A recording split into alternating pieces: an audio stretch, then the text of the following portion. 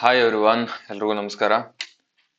Current affairs series ಅಲ್ಲಿ ಈಗ monthly current affairs ಏನ್ ಮಾಡ್ತಿದೆ ಮುಂಬರುವ ಎಕ್ಸಾಮ್ಸ್ಗೆ ಯೂಸ್ ಆಗೋ ರೀತಿ. ಅದರಲ್ಲಿ ಇವಾಗ ಈಗ already June month current affairs already cover ಆಗಿದೆ. ಓಕೆನಾ, ಜೂನ್ ಆಲ್ರೆಡಿ ಕಂಪ್ಲೀಟ್ ಆಗಿದೆ. June 2026 monthly current affairs already cover ಆಗಿದೆ. ಈಗ ಅದರ ಹಿಂದಿನ ತಿಂಗಳು ಮೇ ಮಂತಿನ ಕಂಪ್ಲೀಟ್ ಕರೆಂಟ್ ಅಫೇರ್ಸ್ ಅನ್ನ ಈ ಒಂದು ವಿಡಿಯೋದಲ್ಲಿ ಕವರ್ ಮಾಡೋ ಪ್ರಯತ್ನ ಆಗಿರುತ್ತೆ. ಓಕೆನಾ, ಇನ್ನು ಯಾರು ಯೂಟ್ಯೂಬ್ ಮತ್ತು ಟೆಲಿಗ್ರಾಮ್ಗೆ ಜಾಯ್ನ್ ಆಗಿಲ್ಲ, ಡಿಸ್ಕ್ರಿಪ್ಷನ್ ನಲ್ಲಿ ಲಿಂಕ್ ಇರುತ್ತೆ, ಜಾಯ್ನ್ ಆಗಿ. ಯೂಟ್ಯೂಬ್ ಕೂಡ ಸಬ್ಸ್ಕ್ರೈಬ್ ಆಗಿ ಅಂತ ಹೇಳ್ತಾ, ಆಮೇಲೆ ಹಿರೇಮಠ್ ಕ್ಲಾಸಸ್ ಆಪ್ ಲಿಂಕ್ ಕೂಡ ಡಿಸ್ಕ್ರಿಪ್ಷನ್ ಅಲ್ಲಿ ಇರುತ್ತೆ. ನಿಮಗೆ ಜಿಯೋಗ್ರಫಿ ಮತ್ತು ಪೊಲಿಟಿ ಇವೆಲ್ಲ ಕ್ವಶನ್ ಪೇಪರ್ ಥ್ರೂ ಪ್ರಿಪರೇಷನ್ ಇರುತ್ತೆ. ಅದಕ್ಕೆ ಏನಾದ್ರೂ ನಿಮಗೆ ಇಂಟ್ರೆಸ್ಟ್ ಇದ್ರೆ ಜಾಯ್ನ್ ಆಗೋರಿದ್ರೆ ಜಾಯ್ನ್ ಆಗ್ಬೋದು. ಇದರಲ್ಲಿ 15ಕ್ಕಿಂತ ಹೆಚ್ಚು 17 ಪೇಪರ್ ಅನ್ನ ಸಾಲ್ವ್ ಮಾಡಿ ಇನ್ ಡೀಟೇಲ್ ಎಕ್ಸ್ಪ್ಲನೇಷನ್ ಮಾಡಿರುತ್ತೆ. ನೀವು ಆಪ್ ಅಲ್ಲಿ ಹೋದ್ರೆ ಅದರದ್ದು ಡೆಮೋ ವಿಡಿಯೋ ಕೂಡ ಇರುತ್ತೆ. ನಿಮಗೆ ಲೈಕ್ ಆದ್ರೆ ನೀವು ಜಾಯ್ನ್ ಆಗ್ಬೋದು. ಹಾಗೆ ಕಮ್ಯುನಿಕೇಶನ್ ಕಂಪ್ಲೀಟ್ ಪ್ಯಾಕೇಜ್ ಇದೆ. ಇಂಗ್ಲಿಷ್ ಸಪ್ರೇಟ್ ಇದೆ, ಕಂಪ್ಯೂಟರ್ ಸಪ್ರೇಟ್ ಇದೆ, ಕನ್ನಡ ಕೂಡ ಸಪ್ರೇಟ್ ಇದೆ, 3 ಸೇರಿ ಕೂಡ ಇದೆ. ಓಕೆನಾ, ನಿಮ್ಗೆ ಯಾರಾದ್ರೂ ಇಂಟ್ರೆಸ್ಟ್ ಇದ್ರೆ ಜಾಯ್ನ್ ಆಗ್ಬೋದು. ಹಿರೇಮಠ್ ಕ್ಲಾಸಸ್ ಆಪ್ ಡೌನ್ಲೋಡ್ ಮಾಡ್ಕೊಳ್ಳಿ, ಜಾಯ್ನ್ ಆಗಿ. ನಿಮ್ಗೆ ಏನಾದ್ರೂ ಡೌಟ್ಸ್ ಇದ್ರೆ ಡಿಸ್ಕ್ರಿಪ್ಷನ್ ಅಲ್ಲಿ ಸ್ಟಡಿ ಜೋನ್ ಟೆಲಿಗ್ರಾಮ್ ಚಾನಲ್ ಇದೆ. ಓಕೆನಾ, ಅಲ್ಲಿ ನೀವು ಇದೇ PDF ಅನ್ನು ಕೂಡ ನಿಮ್ಗೆ ಅಲ್ಲೇ ಸಿಗುತ್ತೆ. ಅಲ್ಲಿ ಜಾಯ್ನ್ ಆದ್ರೆ ನಿಮ್ಗೆ ಏನೇ ಡೌಟ್ ಇದ್ರೂ ಕೂಡ ಕ್ಲಾಸ್ದು ರಿಲೇಟೆಡ್ ಅಲ್ಲಿ ನಮಗೆ ಕಾಂಟ್ಯಾಕ್ಟ್ ಮಾಡ್ಬೋದು. ನೀವು ಅಲ್ಲಿ ನಮ್ಮ ID ಕೊಟ್ಟಿರ್ತೀವಿ. ಓಕೆನಾ, ಮೊದಲನೇ ಕ್ವಶನ್ ಏನ್ ಕೊಟ್ಟಿದ್ದಾನೆ ಮೇ ತಿಂಗಳ ಕರೆಂಟ್ ಅಫೇರ್ಸ್ ಅಲ್ಲಿ. ಮೊದಲನೇ ಕ್ವಶನ್, ಭಾರತದ ಮುಖ್ಯ ನ್ಯಾಯಮೂರ್ತಿಗಳು ಮತ್ತು ಸುಪ್ರೀಂ ಕೋರ್ಟ್ ನ್ಯಾಯಾಧೀಶರ ಸಂಖ್ಯೆ ಹೆಚ್ಚಳ ಬಗ್ಗೆ. ಅಂದ್ರೆ ಸುಪ್ರೀಂ ಕೋರ್ಟ್ ನ್ಯಾಯಾಧೀಶರ ಸಂಖ್ಯೆಯನ್ನ ಹೆಚ್ಚಿಗೆ ಮಾಡಿದ್ರು ರೀಸೆಂಟ್ ಆಗಿ, ಹಾಗಾಗಿ ಅದರ ರಿಲೇಟೆಡ್ ಸ್ಟೇಟ್ಮೆಂಟ್ ಅನ್ನ ಕೊಟ್ಟಿದ್ದಾರೆ. ಈ 4 ಸ್ಟೇಟ್ಮೆಂಟ್ ಅಲ್ಲಿ ಎಷ್ಟು ಕ್ವಶನ್ಸ್, ಎಷ್ಟು ಸ್ಟೇಟ್ಮೆಂಟ್ ರೈಟ್ ಅಂತ ನಾವಿವಾಗ ಹೇಳ್ಬೇಕು. ಮೊದಲನೇ ಸ್ಟೇಟ್ಮೆಂಟ್ ಏನಿದೆ, ಸಂಸತ್ತಿನಲ್ಲಿ ಸುಪ್ರೀಂ ಕೋರ್ಟ್ ನ್ಯಾಯಾಧೀಶರ ಸಂಖ್ಯೆ ತಿದ್ದುಪಡಿ ವಿಧೇಯಕ 2026 ಮಂಡಿಸಲು ರಾಷ್ಟ್ರಪತಿಗಳ ಅನುಮೋದನೆ ನೀಡಿದ್ದಾರೆ. ಅಂದ್ರೆ ರಾಷ್ಟ್ರಪತಿಗಳು ಅದಕ್ಕೆ ಅನುಮೋದನೆ ನೀಡಿದ್ದಾರೆ ಅಂತ ಹೇಳ್ತಿದ್ದಾರೆ. ಹೌದು, ಇದು ಕರೆಕ್ಟ್. ಇದು ರಾಷ್ಟ್ರಪತಿ ಅನುಮೋದನೆ ನೀಡಿದ್ದಾರೆ. ಇದಕ್ಕೆ ಒಂದನೇ ಸ್ಟೇಟ್ಮೆಂಟ್ ಇಸ್ ರೈಟ್. ನೆಕ್ಸ್ಟ್, ಈ ತಿದ್ದುಪಡಿಯ ಮೂಲಕ ಸುಪ್ರೀಂ ಕೋರ್ಟ್ನ ಒಟ್ಟು ಮಂಜೂರಾದ ನ್ಯಾಯಾಧೀಶರ ಸಂಖ್ಯೆಯಲ್ಲಿ ಮುಖ್ಯ ನ್ಯಾಯಮೂರ್ತಿಗಳನ್ನು ಹೊರತುಪಡಿಸಿ, ಅಂದ್ರೆ ಚೀಫ್ ಜಸ್ಟಿಸ್ ಆಫ್ ಇಂಡಿಯಾ ಇವ್ರನ್ನ ಬಿಟ್ಟು 33ರಿಂದ 37ಕ್ಕೆ ಹೆಚ್ಚಿಸಲು ಪ್ರಸ್ತಾಪಿಸಲಾಗಿದೆ ಅಂತ ಹೇಳ್ತಿದ್ದಾರೆ. ಇದು ಕೂಡ ರೈಟ್. ಎರಡನೇ ಸ್ಟೇಟ್ಮೆಂಟ್ ಕೂಡ ರೈಟ್ ಇದೆ. ನೆಕ್ಸ್ಟ್, ಭಾರತದ ಇತಿಹಾಸದಲ್ಲೇ ಮೊದಲ ಬಾರಿಗೆ ಸುಪ್ರೀಂ ಕೋರ್ಟ್ ನ್ಯಾಯಾಧೀಶರ ಸಂಖ್ಯೆಯನ್ನು ಹೆಚ್ಚಿಸಲಾಗುತ್ತಿದೆ. ಅಂದ್ರೆ ಮೊದಲ ಬಾರಿಗೆ ಅಂತ ಕೊಟ್ಟಿರೋದ್ರಿಂದ ಈ ಸ್ಟೇಟ್ಮೆಂಟ್ ಅನ್ನು ನಾವು ತೆಗೆದುಹಾಕಬೇಕಾಗುತ್ತೆ. ಯಾಕಂದ್ರೆ ನಾವು ಇದೇ ಫಸ್ಟ್ ಟೈಮ್ ಸುಪ್ರೀಂ ಕೋರ್ಟ್ ನ್ಯಾಯಾಧೀಶರನ್ನ ನಾವು ಹೆಚ್ಚಿಗೆ ಮಾಡ್ತಿಲ್ಲ. ಈಗ already 4 times already supreme court ನ್ಯಾಯಾಧೀಶರ ಸಂಖ್ಯೆಯನ್ನ ಹೆಚ್ಚಿಗೆ ಮಾಡಿದೆ. ಯಾವಾಗ ಅಂತ ಅಂದ್ರೆ 1956ರಲ್ಲಿ 1956ರಲ್ಲಿ ಮಾಡಿದ್ವಿ, 1986, 2009, 2019. ಓಕೆನಾ, ಇಷ್ಟರಲ್ಲಿ ಮಾಡಿ ಮತ್ತೆ 2026ರಲ್ಲೂ ಕೂಡ ಮಾಡಿದ್ವಿ. ಈಗ 4 ಸರಿ ಆಲ್ರೆಡಿ ಆಗಿ ಈಗ 5ನೇ ಸರಿ ಇಷ್ಟು ಸರಿ ಆಗಿದೆ. ಬಟ್ ಇಲ್ಲಿ ಈ ಸ್ಟೇಟ್ಮೆಂಟ್ ಅಲ್ಲಿ ಏನ್ ಕೊಟ್ಟಿದ್ದಾನೆ, ಮೊದಲ ಬಾರಿಗೆ ಸುಪ್ರೀಂ ಕೋರ್ಟ್ ನ್ಯಾಯಾಧೀಶರ ಸಂಖ್ಯೆಯನ್ನ ಹೆಚ್ಚಿಗೆ ಮಾಡಿದೀವಿ ಅಂತಂದು ಥರ್ಡ್ ಸ್ಟೇಟ್ಮೆಂಟ್ ಏನ್ ಕೊಟ್ಟಿದ್ದಾನೆ, ಈ ಸ್ಟೇಟ್ಮೆಂಟ್ ನಮ್ಗೆ ರಾಂಗ್ ಆಗುತ್ತೆ. ಓಕೆನಾ, ನೆಕ್ಸ್ಟ್ ಫೋರ್ತ್ ಸ್ಟೇಟ್ಮೆಂಟ್ ಏನಿದೆ, 124 ಸಬ್ ಕ್ಲಾಸ್ 1ರ ವಿಧಿ ಅಡಿಯಲ್ಲಿ ಸುಪ್ರೀಂ ಕೋರ್ಟ್ ನ್ಯಾಯಾಧೀಶರ ಸಂಖ್ಯೆಯನ್ನು ನಿರ್ಧರಿಸುವ ಅಧಿಕಾರ ಸಂಸತ್ತಿಗಿದೆ ಅಂತ ಹೇಳ್ತಿದ್ದಾರೆ. ಈ ಸ್ಟೇಟ್ಮೆಂಟ್ ಕೂಡ ಸರಿಯಾಗಿದೆ. ಈ ಸ್ಟೇಟ್ಮೆಂಟ್ ಕೂಡ ಸರಿಯಾಗಿದೆ. ಆಮೇಲೆ ಎಷ್ಟು ಹೇಳಿಕೆಗಳು ಸರಿ ಇದಾವೆ, ಈ 4 ಹೇಳಿಕೆಗಳಲ್ಲಿ ಎಷ್ಟು ಹೇಳಿಕೆಗಳು ಸರಿ ಇದಾವೆ ಅಂತ ಕೇಳಿದಾನೆ. ಇದರಲ್ಲಿ 3 ಹೇಳಿಕೆಗಳು ಸರಿ ಇದಾವೆ. ಅಂದ್ರೆ option C is right answer. ಇದಕ್ಕೆ ಕೇವಲ 3 ಹೇಳಿಕೆಗಳು ಸರಿ ಇದಾವೆ. ಯಾಕಂದ್ರೆ 3ನೇ ಆಪ್ಷನ್ ತಪ್ಪಿದೆ. ಓಕೆನಾ, ಇದು ಮೊದಲ ಬಾರಿಗೆ ಅಲ್ಲ, ಆಲ್ರೆಡಿ 4 ಬಾರಿ ಆಗಿದೆ. ಈಗ 5ನೇ ಬಾರಿ ಈಗ ನಾವು ಸುಪ್ರೀಂ ಕೋರ್ಟ್ ನ್ಯಾಯಾಧೀಶರ ಸಂಖ್ಯೆಯನ್ನ ಹೆಚ್ಚಿಗೆ ಮಾಡ್ತಿರೋದು. ಓಕೆ, ಬ್ರೀಫ್ ಆಗಿ ಇಲ್ಲಿ ಎಕ್ಸ್ಪ್ಲನೇಷನ್ ಇದೆ, ನೀವು ಬೇಕಾದ್ರೆ ನೋಡ್ಕೋಬಹುದು. 5 ಬಾರಿ ಅಂತ ಹೇಳಿದೆ ನಾನು. ಯಾವಾಗ 56ರಲ್ಲಿ ಆಗಿದೆ, 86, 2009, 2019. ಓಕೆನಾ, ಇಷ್ಟು ಬಾರಿ ಕೂಡ ಮಾಡದೆ ಇದೇ ಫಸ್ಟ್ ಅಂತ ಹೇಳಿರೋದ್ರಿಂದ ಅದು ರಾಂಗ್ ಆಗುತ್ತೆ. ಹಾಗೆ ನಾವು ಸುಪ್ರೀಂ ಕೋರ್ಟ್ ಬಗ್ಗೆ ನೋಡೋದಾಯ್ತಂದ್ರೆ ಇದು ಸಂವಿಧಾನದ 5ನೇ ಭಾಗದಲ್ಲಿ ಕಂಡು ಬರುತ್ತೆ. ಸಂವಿಧಾನದ 5ನೇ ಭಾಗ ದ ಯೂನಿಯನ್ ಮತ್ತೆ ಚಾಪ್ಟರ್ 4ರಲ್ಲೂ ಕೂಡ ಇದನ್ನ ನಾವು ನೋಡ್ತೀವಿ. ಓಕೆನಾ, ಯೂನಿಯನ್ ಜುಡಿಷಿಯರಿಯನ್ನ ನಾವು ಚಾಪ್ಟರ್ 6 ಅಲ್ಲಿ ಕೂಡ ನೋಡ್ತೀವಿ, 4 ಅಲ್ಲಿ ನೋಡ್ತೀವಿ. ಆರ್ಟಿಕಲ್ 124ರಿಂದ 147ರವರೆಗೂ ನಾವು ಇದರ ಆರ್ಟಿಕಲ್ ನೋಡ್ತೀವಿ. ಹಾಗೆ first CJI chief justice of India ಯಾರಂತಂದ್ರೆ HG ಖಾನಿ ಅವರು ಆಗಿರ್ತಾರೆ. ಆಮೇಲೆ ಇದರ ಫಸ್ಟ್ ಇನಾಗ್ರೇಷನ್ ಯಾವಾಗಾಯ್ತು ಸುಪ್ರೀಂ ಕೋರ್ಟ್ ಅಂತಂದ್ರೆ 1950 ಜನವರಿ 28ರಂದು ಇದರ ಇನಾಗ್ರೇಷನ್ ಆಗಿರುತ್ತೆ. ನೆಕ್ಸ್ಟ್ ಇವ್ರದ ಟೆನ್ಯೂರ್ ಎಷ್ಟಿರುತ್ತೆ, ಇವರ ಅಧಿಕಾರಾವಧಿ 65 ವರ್ಷ ಇರ್ತಾರ ಅಧಿಕಾರಾವಧಿ ಇರುತ್ತೆ. ಆಮೇಲೆ ಇವ್ರನ್ನ ರಿಸೈನ್ ಮಾಡೋದು ಯಾರಿಗೆ ರಿಸೈನ್ ಮಾಡ್ಬೇಕಂದ್ರೆ ಪ್ರೆಸಿಡೆಂಟ್ ಅವ್ರಿಗೆ ಇವರು ರಿಸೈನ್ ಲೆಟರ್ ಕೊಡ್ಬೇಕಾಗಿರುತ್ತೆ. ಇದನ್ನ ಇವ್ರನ್ನ ಇಂಪ್ಲೀಚ್ಮೆಂಟ್ ಆಧಾರದ ಮೇಲೆ ತೆಗಿಬೇಕಾಗಿರುತ್ತೆ. ಇಂಪ್ಲೀಚ್ಮೆಂಟ್ ಆಧಾರದ ಮೇಲೆ ತೆಗಿಬೇಕು. ಇವರು ಅದು 124 ಸಬ್ ಕ್ಲಾಸ್ 4 ಆರ್ಟಿಕಲ್ ಇಂಪ್ಲೀಚ್ಮೆಂಟ್ ಬಗ್ಗೆ ಹೇಳುತ್ತೆ. ಸ್ಪೆಷಲ್ ಮೆಜಾರಿಟಿ ಪ್ಲಸ್ 2/3 ಮೆಜಾರಿಟಿ ಇರಬೇಕು. ಸ್ಪೆಷಲ್ ಮೆಜಾರಿಟಿ ಪ್ಲಸ್ 2/3 ಇರಬೇಕು ಇವ್ರಿಗೆ. ಹಂಗಾದ್ರೆ ಮಾತ್ರ ಸುಪ್ರೀಂ ಕೋರ್ಟ್ ನ್ಯಾಯಾಧೀಶರನ್ನ ನ್ಯಾಯಾಲಯದಿಂದ ಅವರನ್ನ ತಳಿಗಿಳಿಸೋಕೆ ಪವರ್ ಇರುತ್ತೆ ಕಾನ್ಸ್ಟಿಟ್ಯೂಷನ್ ಅಲ್ಲಿ. Okay, next question number 2. ಇದು ಏನ್ ಬಂದಿದೆ, CDS ಬಗ್ಗೆ ಬಂದಿದೆ. ಕ್ವಶನ್ CDS ಬಗ್ಗೆ ಬಂದಿದೆ. ಭಾರತದ ನೂತನ ರಕ್ಷಣಾ ಸಿಬ್ಬಂದಿ ಮುಖ್ಯಸ್ಥರ ಮತ್ತು ನೇಮಕಾತಿ ಬಗ್ಗೆ ಬಂದಿದೆ. ಅಂದ್ರೆ CDS ಬಗ್ಗೆ ನಿಮ್ಗೆ ಏನೇನು ಗೊತ್ತಿದೆ? 4 ಸ್ಟೇಟ್ಮೆಂಟ್ ಕೊಟ್ಟಿದ್ದಾನೆ. ಫಸ್ಟ್ನೇದು ಏನ್ ಕೊಟ್ಟಿದ್ದಾನೆ, lieutenant general NS Raja Subramani ಅವರು ಭಾರತದ 3ನೇ ರಕ್ಷಣಾ ಸಿಬ್ಬಂದಿ ಮುಖ್ಯಸ್ಥರಾಗಿ ನೇಮಕಗೊಂಡಿದ್ದಾರೆ. ಅಂದ್ರೆ 3ನೇದವರು ಹೌದಾ ಇಲ್ಲ ಕ್ರಾಸ್ ಚೆಕ್ ಮಾಡ್ಕೋಬೇಕು. ಆಮೇಲೆ ಈಗ ಅಪಾಯಿಂಟ್ ಆಗಿದ್ದರು ರಾಜಾ ಸುಬ್ರಮಣಿ ಹೌದಾ ಇಲ್ಲ ಅಂತ ನೋಡ್ಕೋಬೇಕು. ಇದು ಕೂಡ ಒಂದೇ ಸ್ಟೇಟ್ಮೆಂಟ್ ರೈಟ್. ರಾಜಾ ಸುಬ್ರಮಣಿ ಆಗಿದ್ದಾರೆ, ಅವರು 3ನೇ CDS ಆಗಿ ನೇಮಕ ಆಗಿದ್ದಾರೆ. ನೆಕ್ಸ್ಟ್ 2ನೇ ಸ್ಟೇಟ್ಮೆಂಟ್ ಏನಿದೆ, ಅವರು ಅನಿಲ್ ಚವ್ಹಾಣ್ ಅವರ ನಿವೃತ್ತಿಯಾದ ನಂತರ ಈ ಹುದ್ದೆಗೆ ಬಂದಿದ್ದಾರೆ ಅಂತ ಹೇಳ್ತಿದ್ದಾರೆ. ಅಂದ್ರೆ NS ರಾಜಾ ಸುಬ್ರಮಣಿಕಿನ ಬಿಫೋರ್ ಆ ಪ್ಲೇಸ್ ಅಲ್ಲಿ ಯಾರಿದ್ರೆ ಅಂದ್ರೆ ಅನಿಲ್ ಚವ್ಹಾಣ್ ಅಂತ ಹೇಳ್ತಿದ್ದಾರೆ. ಹೌದು, ಇದು ಕೂಡ ರೈಟ್. ನೆಕ್ಸ್ಟ್ ಆಪ್ಷನ್ 3 ಏನಿದೆ, ಸ್ಟೇಟ್ಮೆಂಟ್ 3, ಭಾರತದಲ್ಲಿ ರಕ್ಷಣಾ ಸಿಬ್ಬಂದಿ ಮುಖ್ಯಸ್ಥರು CDS ಹುದ್ದೆಯನ್ನ 2019 ಡಿಸೆಂಬರ್ 24ರಂದು ರಚಿಸಲಾಯಿತು ಅಂತ ಹೇಳ್ತಿದ್ದಾರೆ. ಹೌದು, ಡಿಸೆಂಬರ್ ಅಲ್ಲಿ 2019 ಡಿಸೆಂಬರ್ 24ರಲ್ಲಿ ಇದನ್ನ ರಚನೆ ಮಾಡಲಾಗುತ್ತದೆ.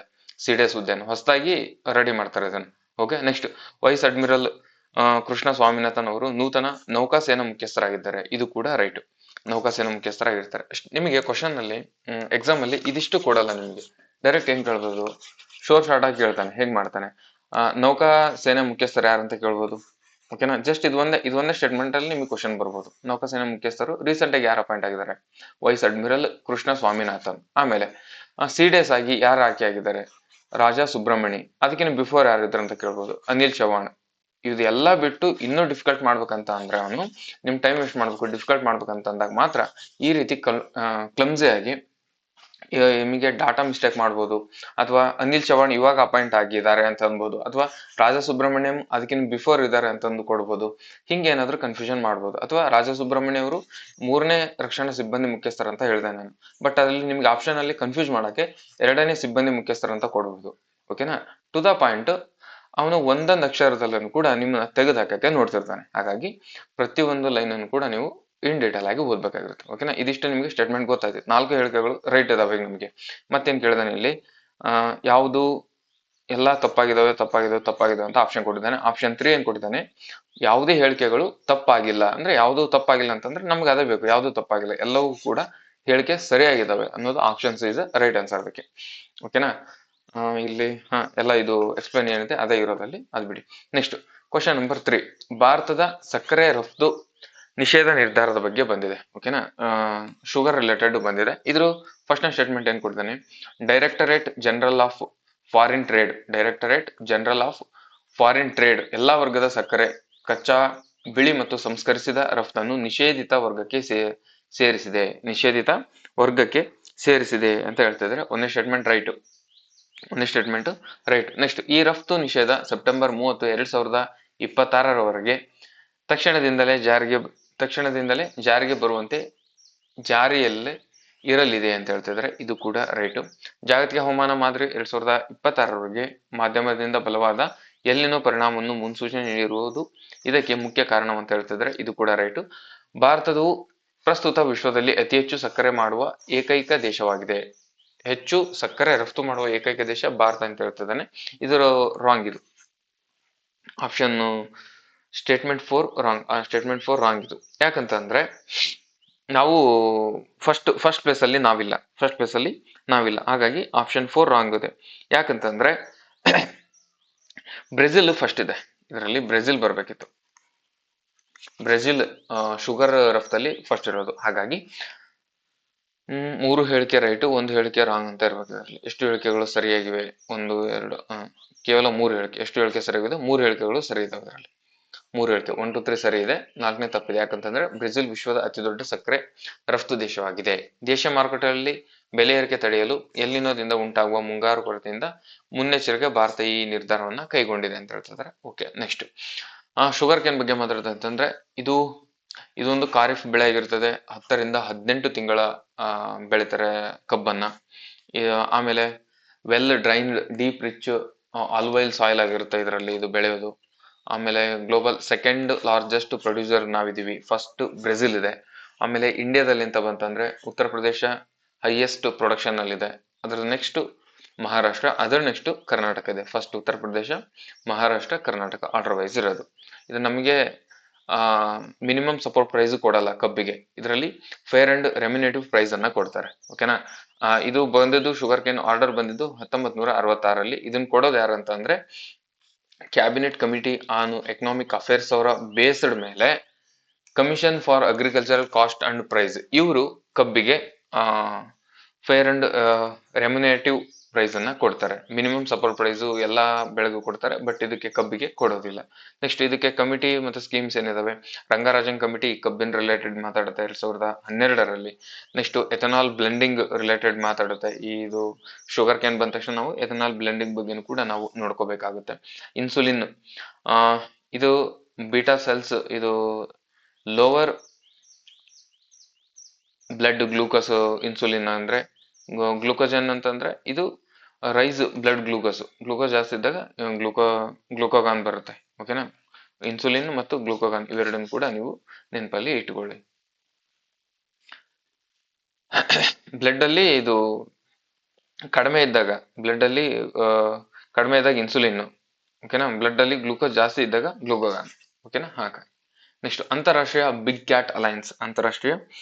ಕ್ಯಾಟ್ ಅಲೈನ್ಸ್ ಬಗ್ಗೆ ಮಾತಾಡ್ತಿದ್ದಾರೆ. ಎಷ್ಟು ಸ್ಟೇಟ್ಮೆಂಟ್ ಸರಿ ಇದಾವೆ ಕೇಳಿದಾನೆ. ಸರಿ ಇದಾವೆ ನೋಡೋಣ. ಅಂತಾರಾಷ್ಟ್ರೀಯ big cat alliance, Saudi Arabia ದೇಶವು ಇತ್ತೀಚೆಗೆ ಅಂತಾರಾಷ್ಟ್ರೀಯ ಬಿಗ್ ಕ್ಯಾಟ್ ಅಲೈನ್ಸ್ ಅನ್ನ 26ನೇ ಸದಸ್ಯ ರಾಷ್ಟ್ರವಾಗಿ ಸೇರಿಕೊಂಡಿದೆ.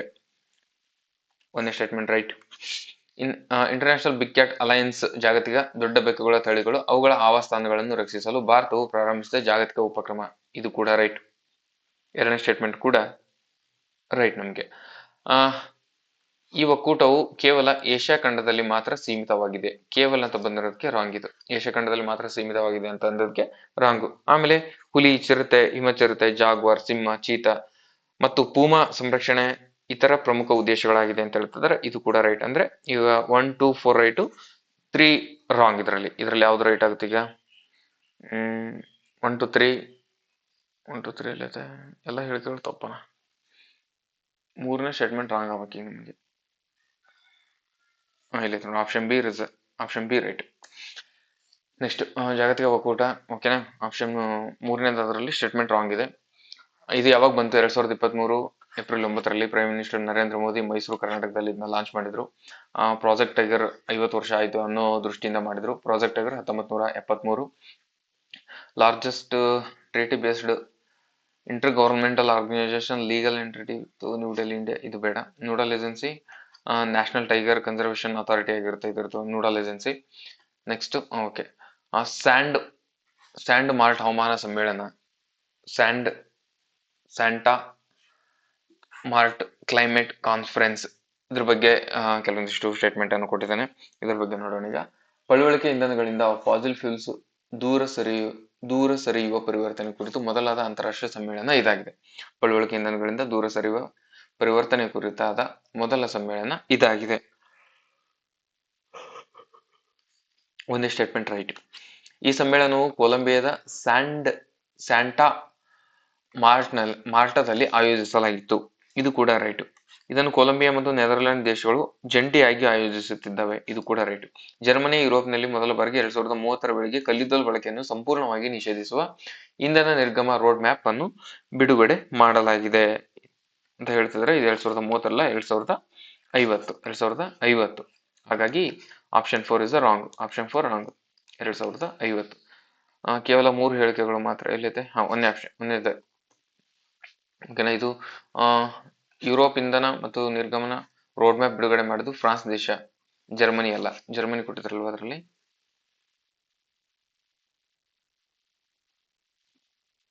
ಇಲ್ಲ, ಸಾರಿ, ಜರ್ಮನಿ ಅಂತ ಕೊಡ್ತಾರೆ ನೋಡ್ರಿ. ಜರ್ಮನಿ, ಅದಕ್ಕೆ ಜರ್ಮನಿ ಅಲ್ಲ.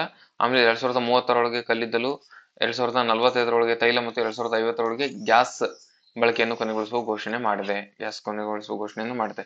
ಇದರಲ್ಲಿ ಯುರೋಪ್ ಮೊದಲ ಇಂಧನ ರೋಡ್ ಮ್ಯಾಪ್ ಮಾಡಿದ್ದು ಫ್ರಾನ್ಸ್ ದೇಶ ಅಂತ ಕೊಟ್ಟಿದ್ದಾರೆ, ಬಟ್ ಅದಕ್ಕೆ ರೈಟ್ ಆನ್ಸರ್ ಜರ್ಮನಿ ಅದಕ್ಕೆ. ನೆಕ್ಸ್ಟ್ ಮಿಷನ್ ದೃಷ್ಟಿ ಉಪಗ್ರಹ ಉಡಾವಣಾ ಬಗ್ಗೆ ನೋಡೋಣ. ಮಿಷನ್ ದೃಷ್ಟಿ ಉಪಗ್ರಹ ಉಡಾವಣದ ಬಗ್ಗೆ. ಬೆಂಗಳೂರು ಮೂಲದ ಸ್ಟಾರ್ಟ್ಅಪ್ ಒಂದ್ ನಿಮಿಷ ಗ್ಯಾಲಕ್ಸೈ ವಿಶ್ವದ ಮೊದಲ ಆಪ್ಟೋಸಾರ್ ಉಪಗ್ರಹದ ಮಿಷನ್ ದೃಷ್ಟಿಯನ್ನು ಉಡಾವಣೆ ಮಾಡಿದೆ. ಒಂದನೇ ರೈಟು. ಇದನ್ನ ಸ್ಪೇಸ್ ಎಕ್ಸ್ ಫಾಲ್ಕನ್ 9 ರಾಕೆಟ್ ಮೂಲಕ ಕ್ಯಾಲಿಫೋರ್ನಿಯಾದಿಂದ ಉಡಾವಣೆ ಮಾಡಲಾಗಿದೆ. ಇದು ಕೂಡ ರೈಟು. ಮಿಷನ್ ದೃಷ್ಟಿ ಇದು ಕೂಡ ರೈಟ್ ಇದೆ. ನೆಕ್ಸ್ಟ್, ಇದು ಭಾರತದ ಅತಿ ದೊಡ್ಡ ಖಾಸಗಿ ಭೂವೀಕ್ಷಣ ಉಪಗ್ರಹವಾಗಿದೆ. ಇದು ಕೂಡ ರೈಟ್ ಆಗಿದೆ. ಆಪ್ಟೋಸಾರ್ ತಂತ್ರಜ್ಞಾನ ಇದೊಂದು ಕೇವಲ ರಾಡರ್ ಇಮೇಜಿಂಗ್ ಮಾತ್ರ ಒಳಗೊಂಡಿದೆ ಅಂತ ಹೇಳ್ತಾರೆ. ಕೇವಲ ರಾಡರ್ ಇಮೇಜಿಂಗ್. ಇದು ಕೇವಲ ರಾಡರ್ ಅಷ್ಟೇ ಅಲ್ಲ, ರಾಡರ್ ಅಂಡ್ ಎಲೆಕ್ಟ್ರೋ ಆಪ್ಟಿಕಲ್ ಕೂಡ ಇರುತ್ತೆ. ಆಪ್ಟಿಕಲ್ ಕೂಡ ಇದರಲ್ಲಿ ಒಳಗೊಂಡಿರುತ್ತೆ. ಹಾಗಾಗಿ ಆಪ್ಷನ್ ಸ್ಟೇಟ್ಮೆಂಟ್ 4 ರಾಂಗ್. 3 ಹೇಳಿಕೆಗಳು ಮಾತ್ರ ಸರಿ. 3 ಹೇಳಿಕೆಗಳು ಸರಿ ಇದಾವೆ. ಅಂದ್ರೆ ಇದರಲ್ಲಿ ಈಗ ನಾವು ಒಂದು ಹೇಳಿಕೆ ತಪ್ಪಂತ ಹಾಕ್ಬೇಕು. ಎಷ್ಟು ಹೇಳಿಕೆಗಳು ತಪ್ಪಾಗಿದೆ ಕೇಳ್ತಾನಲ್ವಾ, ಕೇವಲ ಒಂದು ಹೇಳಿಕೆ ತಪ್ಪು. Option 1 right. ಓಕೆನಾ. ಇಲ್ಲಿ ಕೇವಲ 3 ಅಂತ ನೋಡಿ, 3 ಹೇಳಿಕೆ ಸರಿ ಅಂತ ಹಾಕ್ಬಾರ್ದು. ಇಲ್ಲಿ ಎಷ್ಟು ಹೇಳಿಕೆಗಳು ತಪ್ಪಾಗಿದೆ ಅಂತ ಕೇಳ್ತಾನೆ, ಹಂಗಾಗಿ ಒಂದು ಹೇಳಿಕೆ ತಪ್ಪಾಗಿದೆ ಅಂದ್ರೆ 4ನೇ ತಪ್ಪಾಗಿದೆ ಅಂತ. ಓಕೆನಾ.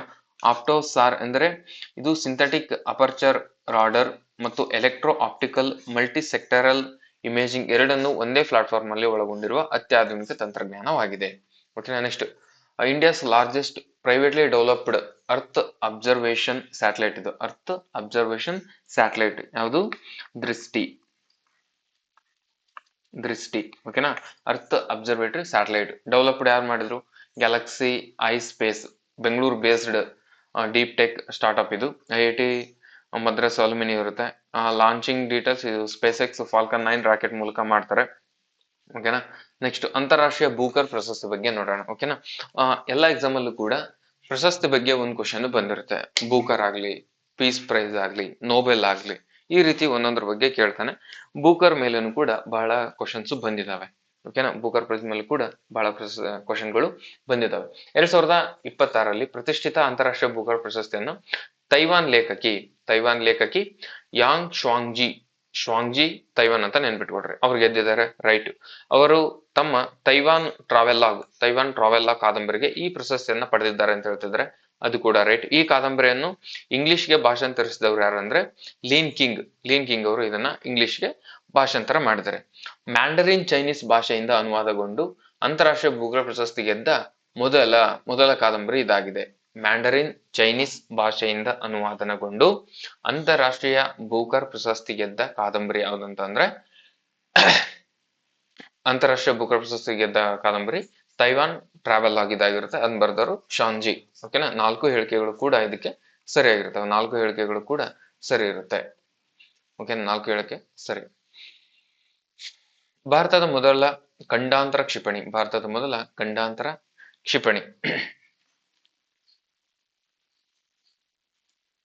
ನೆಕ್ಸ್ಟ್, ಇದು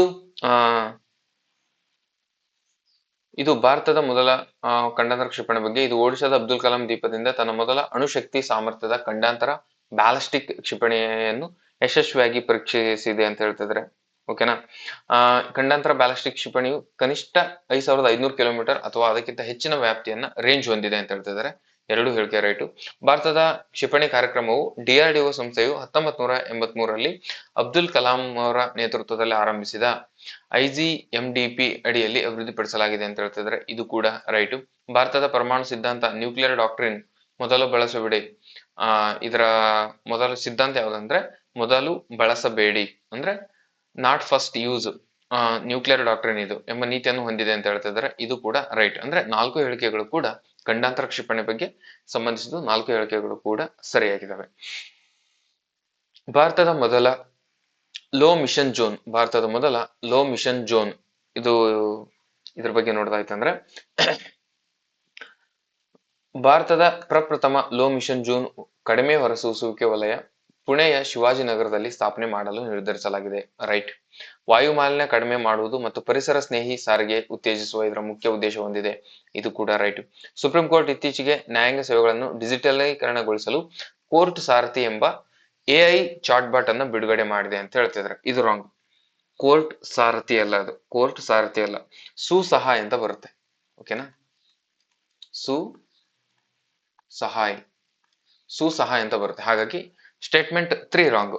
ನೆಕ್ಸ್ಟ್ 4ನೇ ಸ್ಟೇಟ್ಮೆಂಟ್ ಏನಂತೆ, ಸಿಕ್ಕಿಂ ರಾಜ್ಯವನ್ನು ಭಾರತದ ಮೊದಲ ಸಂಪೂರ್ಣ ಕಾಗದ ರಹಿತ ನ್ಯಾಯಾಂಗ, ಪೇಪರ್ ಲೆಸ್ ಜುಡಿಷರಿ ಹೊಂದಿದ ರಾಜ್ಯ ಎಂದು ಘೋಷಿಸಲಾಗಿದೆ. ಹಾಗಾಗಿ statement 4 also right. Statement 4 also right ಅಂದ್ರೆ 3 ಹೇಳಿಕೆಗಳು ಸರಿ ಇದಾವೆ. ಒಂದು ಯಾವ್ದಾದ್ರು ಒಂದಿದೆ, ಎರಡಿದೆ ಮತ್ತು 4 ಇದೆ. 3 ಹೇಳಿಕೆಗಳು ಕೂಡ ಸರಿ ಇದೆ. 1, 2, 4. Option first is right. ಇದು ಕೋರ್ಟ್ ಸಾರಥಿ ಅಂತ ಕೊಟ್ಟಿದ್ದಾನೆ, ಕೋರ್ಟ್ ಸಾರಥಿ ಅಲ್ಲ, ಇದ್ರ ಹೆಸರು ಸುಸಹಾಯ ಆಗ್ಬೇಕು, ಅದಕ್ಕೆ ಸುಸಹಾಯ ಆಗ್ಬೇಕು. Okay, next question number 10. ಇದು ಎನ್ಫೋರ್ಸ್ಮೆಂಟ್ ಡೈರೆಕ್ಟರೇಟ್ ಇಡಿ ಬಗ್ಗೆ ಬಂದಿದೆ. ಇಡಿ ಬಗ್ಗೆ ಕ್ವಶನ್ಸ್ ಬಂದಿದಾವೆ ಬಹಳ ಸರಿ. ಇಡಿ ಬಗ್ಗೆ ಕ್ವಶನ್ಸ್ ಬಂದಿದಾವೆ. Okay, wait for 1 minute.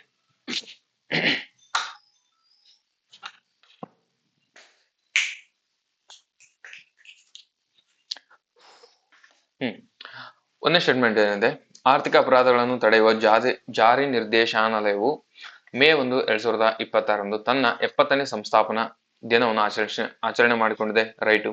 ಈ ಸಂಸ್ಥೆಯನ್ನು ಮೇ 1, 1956 ಸ್ಥಾಪನೆ ಮಾಡಲಾಗಿದೆ. ಇದು ಕೂಡ ರೈಟ್.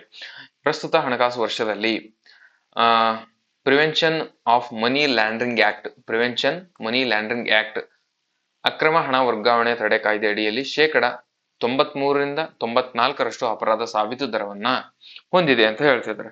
ಇದು ಕೂಡ ರೈಟ್ ಆಗಿದೆ. ಜಾರಿ ನಿರ್ದೇಶನಾಲಯವು ಭಾರತದ ಗೃಹ ಸಚಿವಾಲಯದ ಅಡಿಯಲ್ಲಿ ಕೆಲಸ ನಿರ್ವಹಿಸುತ್ತದೆ ಅಂತ ಹೇಳ್ತಿದ್ರೆ ಇದು ರಾಂಗ್. ಯಾಕಂದ್ರೆ ಇದು ಮಿನಿಸ್ಟ್ರಿ ಆಫ್ ಫೈನಾನ್ಸ್ ಅಂಡರ್ ಅಲ್ಲಿ ಬರುತ್ತೆ. ಮಿನಿಸ್ಟ್ರಿ ಆಫ್ ಫೈನಾನ್ಸ್ ಅಂಡರ್ ಅಲ್ಲಿ ಬರುತ್ತೆ. ಯಾವುದು? Enforcement director. ಹಾಗಾಗಿ ಇದು ಗೃಹ ಸಚಿವಾಲಯದ ಅಂಡರ್ ಅಲ್ಲಿ ಬರಲ್ಲ. ಎನ್ಫೋರ್ಸ್ಮೆಂಟ್ ಡೈರೆಕ್ಟರ್ ಬರೋದು ಮಿನಿಸ್ಟ್ರಿ ಆಫ್ ಫೈನಾನ್ಸ್ ಅಲ್ಲಿ. ಎಷ್ಟು ಹೇಳಿಕೆ ಸರಿ ಇದಾವೆ? 3 ಹೇಳಿಕೆ ಸರಿ ಇದಾವೆ. ನಮ್ಗೆ 3 ಹೇಳಿಕೆ ಸರಿ ಇದಾವೆ. 4ನೇ ಸ್ಟೇಟ್ಮೆಂಟ್ ರಾಂಗ್ ಇದೆ. ಓಕೆ, ಜಾರಿ ನಿರ್ದೇಶನಾಲಯ ಭಾರತ ಸರ್ಕಾರದ ಹಣಕಾಸು ಸಚಿವಾಲಯ, ಮಿನಿಸ್ಟ್ರಿ ಆಫ್ ಫೈನಾನ್ಸ್, ಕಂದಾಯ ಇಲಾಖೆ ಅಡಿಯಲ್ಲಿ ಬರುತ್ತದೆ. ಓಕೆನಾ, ಹಣಕಾಸು ಇಲಾಖೆ ಅಂಡರ್ ಅಲ್ಲಿನೇ ಕಂದಾಯ ಇಲಾಖೆ ಅಂಡರ್ ಅಲ್ಲಿ ಬರುತ್ತೆ. ಬಟ್ ಅಲ್ಲಿ ಗೃಹ ಸಚಿವಾಲಯ ಅಂತ ಕೊಟ್ಟಿದ್ರು, ಅದು ಸ್ಟೇಟ್ಮೆಂಟ್ ರಾಂಗ್.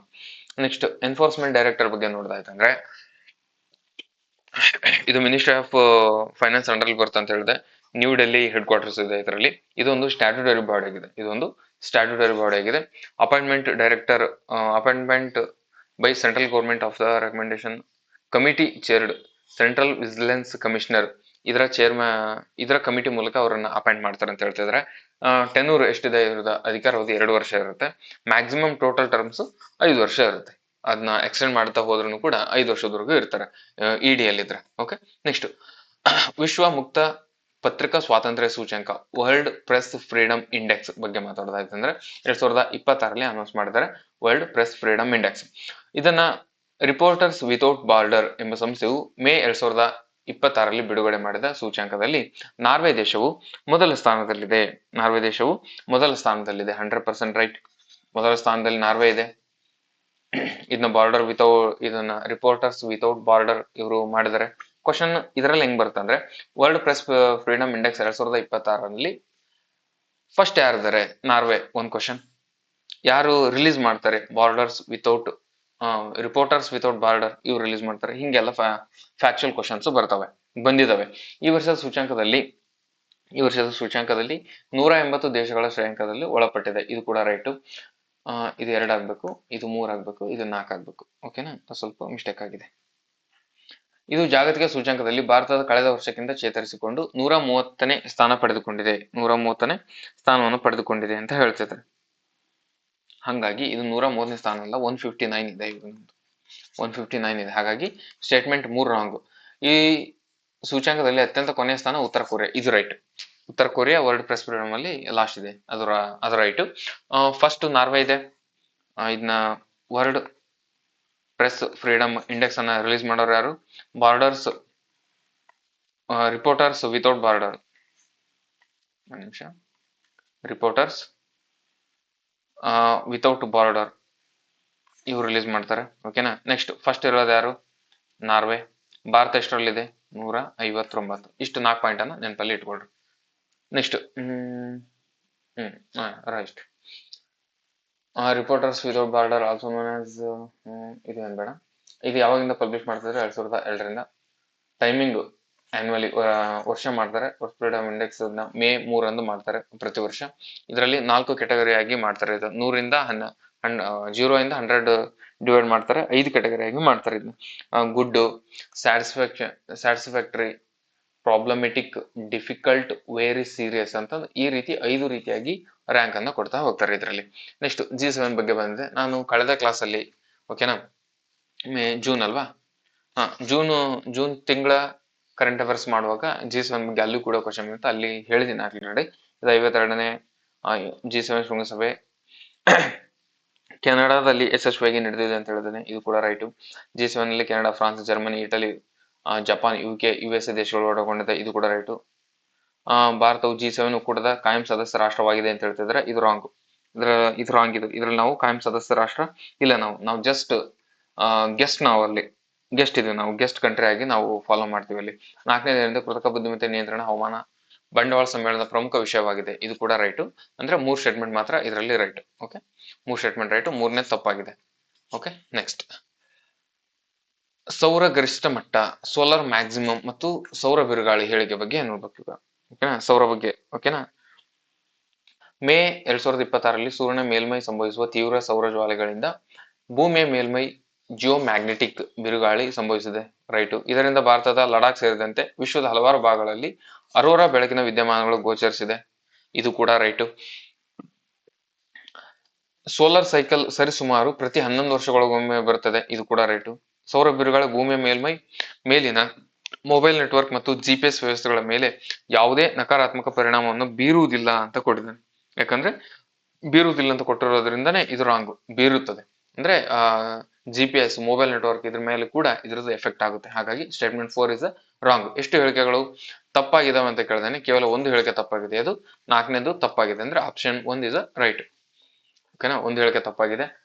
ತೀವ್ರ ಬಿರುಗಾಳಿ ಮತ್ತು ಸ್ಯಾಟಲೈಟ್ GPS ಕಮ್ಯುನಿಕೇಶನ್ ವಿದ್ಯುತ್ ಗ್ರಿಡ್ಗಳ ಮೇಲೆ ತೀವ್ರ ವ್ಯತ್ಯಯ ಉಂಟು ಮಾಡುವ ಸಾಮರ್ಥ್ಯ ಇದಕ್ಕೆ ಹೊಂದಿದೆ. ಓಕೆನಾ, ಹಾಗಾಗಿ ಆಪ್ಷನ್ ಫಸ್ಟ್ ಇಸ್ ರೈಟ್. ಅದಕ್ಕೆ ಚಹಬಾರ್ ಬಂದರ್ ಬಗ್ಗೆ ಕೇಳಿದಾನೆ. ಚಹಬಾರ್ ಬಂದರ್ ಬಗ್ಗೆ ಮೇ 2026ರಲ್ಲಿ ಇರಾನ್ ದೇಶದೊಂದಿಗೆ ಚಹಬಾರ್ ಬಂದರವನ್ನು 10 ವರ್ಷಗಳ ಕಾಲ ನಿರ್ವಹಿಸುವ ದೀರ್ಘಕಾಲೀನ ಒಪ್ಪಂದಕ್ಕೆ ಸಹಿ ಹಾಕಿದೆ. ರೈಟ್. ಈ ಒಪ್ಪಂದ ಭಾರತದ ಇಂಡಿಯನ್ ಪೋರ್ಟ್ಸ್ ಗ್ಲೋಬಲ್ ಲಿಮಿಟೆಡ್ ಇರಾನ್ನ ಬಂದರು ಸಂಸ್ಥೆ ಮಾಡಿಕೊಂಡಿದೆ. ಇದು ಕೂಡ ರೈಟ್. ಚಹಬಾರ್ ಬಂದರು ಒಮನ್ ಗಲ್ಫ್ ಆಫ್ ಒಮನ್ ಕಾರ್ಯತಂತ್ರದ ದೃಷ್ಟಿಯಲ್ಲಿ ಪ್ರಮುಖ ಸ್ಥಳವಾಗಿದೆ. ಇದು ಕೂಡ ರೈಟ್. ಪಾಕಿಸ್ತಾನವನ್ನು ಬೈಪಾಸ್ ಮಾಡಿ ಅಫ್ಘಾನಿಸ್ತಾನ್ ಮತ್ತು ಮಧ್ಯ ಏಷ್ಯಾ ದೇಶಗಳಿಗೆ ವ್ಯಾಪಾರ ಸಂಪರ್ಕ ಕಲ್ಪಿಸುವ ಭಾರತಕ್ಕೆ ಇದು ನೆರವಾಗುತ್ತದೆ ಅಂತ ಹೇಳ್ತಾರೆ. ಇದು ಕೂಡ ರೈಟ್. ಪಾಕಿಸ್ತಾನವನ್ನು ನಾವು ಬೈಪಾಸ್ ಮಾಡ್ಕೊಂಡು ಹೋಗ್ಬೇಕನ್ನೋ ಉದ್ದೇಶದಿಂದ ಚಹಬಾರ್ ಬಂದರನ್ನ ನಾವು ಮಾಡಿದ್ವಿ. ಹಾಗಾಗಿ 4 ಸ್ಟೇಟ್ಮೆಂಟ್ ಕೂಡ ರೈಟ್ ಇದಾವೆ. ಭಾರತದ ಹೊಸ 100 ರೂಪಾಯಿ ನಾಣ್ಯ ಬಿಡುಗಡೆ. ಇದೇನು ಅಷ್ಟೊಂದು ಇಂಪಾರ್ಟೆಂಟ್ ಅಲ್ಲ, ಬಿಡಿ, ಹೆಂಗ ಬೇಕಾದ್ರೆ ನೋಡ್ಕೊಳ್ಳಿ ಅಷ್ಟೇ. ಇನ್ನ ಮಾಜಿ ಗವರ್ನರ್ ಜನ್ಮ ದಿನೋತ್ಸವಕ್ಕೆ ಅದ್ರ ರಿಲೇಟೆಡ್ ಬಿಡುಗಡೆ ಮಾಡಿದ್ವಿ ಅಂತ ಹೇಳ್ತಿದ್ರೆ ಇವು 4 ಸ್ಟೇಟ್ಮೆಂಟ್ ರೈಟು. ಬಟ್ ಇದು ಅಷ್ಟೊಂದು ಏನು ನಿಮಗೆ ಇಂಪಾರ್ಟೆಂಟ್ ಅಂತ ಅಲ್ಲ. ಓಕೆನಾ, ಇದು ನಾಣ್ಯವನ್ನು ಪ್ರಸ್ತುತ ದೇಶದ ಮಾರುಕಟ್ಟೆಯಲ್ಲಿ ನಗದು ವ್ಯವಹಾರಕ್ಕೆ ಬಳಸಬಹುದು. ಇಲ್ಲ, ಇಂಥವೆಲ್ಲ ನಗದು ವ್ಯವಹಾರಕ್ಕೆ ಬಳಸಂಗಿಲ್ಲ. 2ನೇದು ರಾಂಗ್ ಇದೆ. 50ರಷ್ಟು ಬೆಳ್ಳಿ, ತಾಮ್ರ, ನಿಕ್ಕಲ್, ಲೋಹದ ಮಿಶ್ರಣ ಮಾಡಿರ್ತಾರೆ. ಇದು ರೈಟು. ಒಂದು ಬದಿ ಅಶೋಕ ಸ್ತಂಭ, ಸಿಂಹಲಾಂಛನ. ಇದು ಕೂಡ ರೈಟು. ಇದರಲ್ಲಿ ಏನಂದ್ರೆ ನಾಣ್ಯಗಳನ್ನು ಬಿಡುಗಡೆ ಮಾಡ್ತಾರಲ್ವಾ, ಯಾವ್ದಾದ್ರು ನೆನಪಿಗಾಗಿ ಶತಮಾನೋತ್ಸವಕ್ಕೆ ಇದಕ್ಕೆ ಅಂತ ಬಿಡುಗಡೆ ನಾವು ಎಲ್ಲರಿಗೂ ಕೂಡ ಅದನ್ನ ವ್ಯವಹಾರಕ್ಕಾಗಿ ಬಳಸೋಕೆ ಅವಕಾಶ ಇರಲ್ಲ. ಜಸ್ಟ್ ಅವ್ನು ಮಾಡ್ಕೊಂಡು ಹಂಗೆ ಇಟ್ಟಿರ್ತಾರೆ ಅಷ್ಟೇ. ಓಕೆನಾ, ಇದರಲ್ಲಿ 3 ಸ್ಟೇಟ್ಮೆಂಟ್ ರೈಟು, 1 ರಾಂಗ್. 2ನೇದು ರಾಂಗ್ ಇದರಲ್ಲಿ. ಓಕೆನಾ, ನೆಕ್ಸ್ಟ್ ವಿಶ್ವ ಬ್ಯಾಂಕ್ ನ ರೆಮಿಟೆನ್ಸ್ ರಿಪೋರ್ಟ್ 2026ರ ರೆಮಿಟೆನ್ಸ್ ರಿಪೋರ್ಟ್ ಬಗ್ಗೆ ನೋಡೋಣ. ವಿದೇಶಗಳಲ್ಲಿ ವಾಸಿಸುವ ವಲಸಿಗರು ತಮ್ಮ ತಾಯ್ನಾಡಿಗೆ ಕಳುಹಿಸುವ ಹಣದಲ್ಲಿ ಭಾರತವು ಜಗತ್ತಿನಲ್ಲಿ ಮೊದಲ ಸ್ಥಾನ ಕಾಯ್ದುಕೊಂಡಿದೆ. ಭಾರತವು ಜಗತ್ತಿನಲ್ಲಿ ಮೊದಲ ಸ್ಥಾನವನ್ನು ಕಾಯ್ದುಕೊಂಡಿದೆ. ರೈಟ್. ಭಾರತಕ್ಕೆ ಬರುವ ಒಟ್ಟು ರೆಮಿಟೆನ್ಸ್ ಮೊತ್ತದ ಗಲ್ಫ್ ದೇಶಗಳ ಕೊಡುಗೆ ಅತ್ಯಧಿಕವಿದೆ. ಇದು ಕೂಡ ರೈಟ್. ವಿಶ್ವ ಬ್ಯಾಂಕ್ ಪ್ರತಿ ವರ್ಷ ವರದಿಯನ್ನು ಬಿಡುಗಡೆ ಮಾಡುತ್ತದೆ. ಇದು ಕೂಡ ರೈಟ್. ಅಂದ್ರೆ 2026 ರೆಮಿಟೆನ್ಸ್ ರಿಪೋರ್ಟ್ ಅನ್ನು ಬಿಡುಗಡೆ ಮಾಡಿದವರು ಅಂದ್ರೆ ವರ್ಲ್ಡ್ ಬ್ಯಾಂಕ್ ಅಂತ. ರೆಮಿಟೆನ್ಸ್ ಸ್ವೀಕರಿಸುವ ವಿಶ್ವದ ಟಾಪ್ 3 ದೇಶಗಳು ಭಾರತ, ಮೆಕ್ಸಿಕೋ, ಚೀನಾ ದೇಶಗಳು ಆಗಿದೆ ಅಂತ ಹೇಳ್ತಿದ್ರೆ 4ನೇ ಸ್ಟೇಟ್ಮೆಂಟ್ ಕೂಡ ರೈಟ್. 4 ಸ್ಟೇಟ್ಮೆಂಟ್ ಕೂಡ ಇದರಲ್ಲಿ ಸರಿಯಾಗಿದೆ. 4 ಸ್ಟೇಟ್ಮೆಂಟ್ ಸರಿಯಾಗಿದೆ. ನೆಕ್ಸ್ಟ್ ಭಾರತದ ಪ್ರಥಮ ಹಸಿರು ಜಲಜನಕ ಸಸ್ಯ ಗ್ರೀನ್ ಹೈಡ್ರೋಜನ್ ಪ್ಲಾಂಟ್ ಬಗ್ಗೆ ಕೇಳಿದಾನೆ. ಭಾರತದ ಪ್ರಥಮ ಹಸಿರು ಜಲಜನಕ ಸಸ್ಯದ ಬಗ್ಗೆ ಕ್ವಶನ್ ಬಂದಿದೆ. ಗ್ರೀನ್ ಹೈಡ್ರೋಜನ್ ಬಗ್ಗೆ, ಗ್ರೀನ್ ಹೈಡ್ರೋಜನ್ ಪ್ಲಾಂಟ್ ಬಗ್ಗೆ, ಗ್ರೀನ್ ಹೈಡ್ರೋಜನ್ ಪ್ಲಾಂಟ್ ಬಗ್ಗೆ. Gas authority of India, gas authority of India limited ಭಾರತದ ಮೊದಲ ವಾಣಿಜ್ಯ ದರ್ಜೆಯ ಹಸಿರು ಜಲಜನಕ ಉತ್ಪಾದನಾ ಘಟಕವನ್ನು ಮಧ್ಯಪ್ರದೇಶದ ವಿಜಯಪುರದಲ್ಲಿ ಸ್ಥಾಪನೆ ಮಾಡಲಾಗಿದೆ. ರೈಟ್. ಈ ಘಟಕವನ್ನು ಪ್ರತಿದಿನ ಸುಮಾರು 4.3 ಟನ್ ಜಲಜನಕ ಉತ್ಪಾದಿಸುವ ಸಾಮರ್ಥ್ಯ ಹೊಂದಿದೆ. ಇದು ಕೂಡ ರೈಟ್. ಹಸಿರು ಜಲಜನಕವನ್ನು ಉತ್ಪಾದಿಸಲು ಸೌರ ಮತ್ತು ಪವನ ಶಕ್ತಿಯಂತಹ ನವೀಕರಿಸಬಹುದಾದ ಇಂಧನವನ್ನು ಬಳಸಿ ನೀರಿನ ಎಲೆಕ್ಟ್ರೋಲಿಸಿಸ್ ಮಾಡಲಾಗುತ್ತದೆ. ಇದು ಕೂಡ ರೈಟ್. ಹಸಿರು ಜಲಜನಕ ದಹನದಿಂದ ಇಂಗಾಲದ ಡೈಆಕ್ಸೈಡ್ ಭಾರಿ ಪ್ರಮಾಣದಲ್ಲಿ ಬಿಡುಗಡೆ ಆಗುತ್ತದೆ ಅಂತ ಹೇಳ್ತಿದ್ದಾರೆ. ಓಕೆನಾ. ಇದರಲ್ಲಿ ಏನ್ ಬಿಡುಗಡೆ ಆಗ್ತದೆ ಅಂದ್ರೆ ಇಂಗಾಲದ ಡೈಆಕ್ಸೈಡ್ ಅಲ್ಲ, ವಾಟರ್ ವೇಪರ್ ಬಿಡುಗಡೆ ಆಗುತ್ತೆ. ಓಕೆನಾ. ವಾಟರ್ ವೇಪರ್ ಇದರಲ್ಲಿ ಬಿಡುಗಡೆ ಆಗೋದು.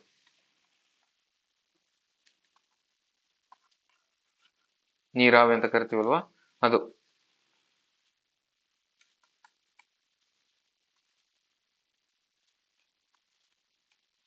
ವಾಟರ್ ವೇಪರ್ ಇದರಲ್ಲಿ ಬಿಡುಗಡೆ ಆಗುತ್ತೆ, ನೀರಾವಿ. ಓಕೆ. ಹಂಗಾಗಿ ಆಪ್ಷನ್ ಸ್ಟೇಟ್ಮೆಂಟ್ 4 ರಾಂಗ್. 3 ಹೇಳಿಕೆ ರೈಟ್, 1 ರಾಂಗ್. ನೆಕ್ಸ್ಟ್, ವಿಶ್ವ ಆರೋಗ್ಯ ಸಂಸ್ಥೆ ವರ್ಲ್ಡ್ ಹೆಲ್ತ್ ಆರ್ಗನೈಸೇಷನ್ ಬಗ್ಗೆ ಕೇಳ್ದೇನೆ. ವರ್ಲ್ಡ್ ಹೆಲ್ತ್ ಆರ್ಗನೈಸೇಷನ್, ಇದ್ರ ಮೇಲೆ ಕ್ವಶನ್ ಬಹಳ ಸರಿ ಬಂದಿದೆ.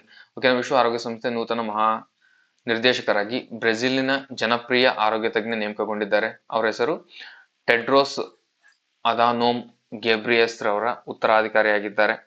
ವಿಶ್ವ ಆರೋಗ್ಯ ಸಂಸ್ಥೆ ಪ್ರಧಾನ ಕಚೇರಿ ಸ್ವಿಟ್ಜರ್ಲೆಂಡ್ನ ಜಿನೆವಾದಲ್ಲಿದೆ.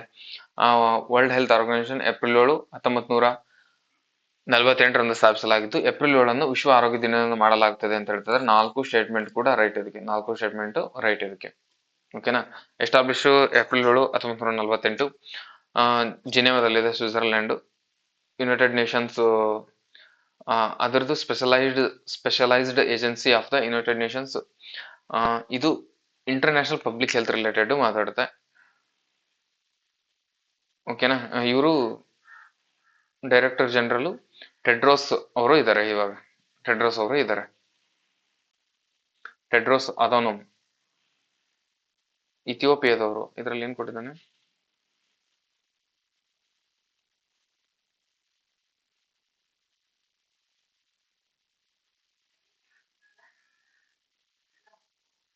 ಒಂದೇ statement wrong ಆಗ್ಬೇಕಿತ್ತಲ್ಲ. Tedros Adhanom Gabriel, ಇವರು ಇಥಿಯೋಪಿಯಾ ಅಂತ ಕೊಟ್ಟಿದ್ದಾನೆ ಇಲ್ಲಿ. ಹಂಗಂದ್ರೆ ಇದು ಒಂದೇ ಸ್ಟೇಟ್ಮೆಂಟ್ ರಾಂಗ್ ಆಗ್ಬೇಕು. ಮಹಾನಿರ್ದೇಶಕರಾಗಿ, ಡೈರೆಕ್ಟರ್ ಜನರಲ್ ಆಗಿ, ಇವರು ಉತ್ತರಾಧಿಕಾರಿ. ವಿಶ್ವಸಂಸ್ಥೆ ಮಹಾನಿರ್ದೇಶಕರಾಗಿ, ಡೈರೆಕ್ಟರ್ ಜನರಲ್ ಆಗಿ ಬ್ರೆಜಿಲ್ನ ಜನಪ್ರಿಯ ಆರೋಗ್ಯ ತಜ್ಞ ನೇಮಕಗೊಂಡಿದ್ದಾರೆ ಅಂತ ಹೇಳ್ತಿದ್ದಾರೆ.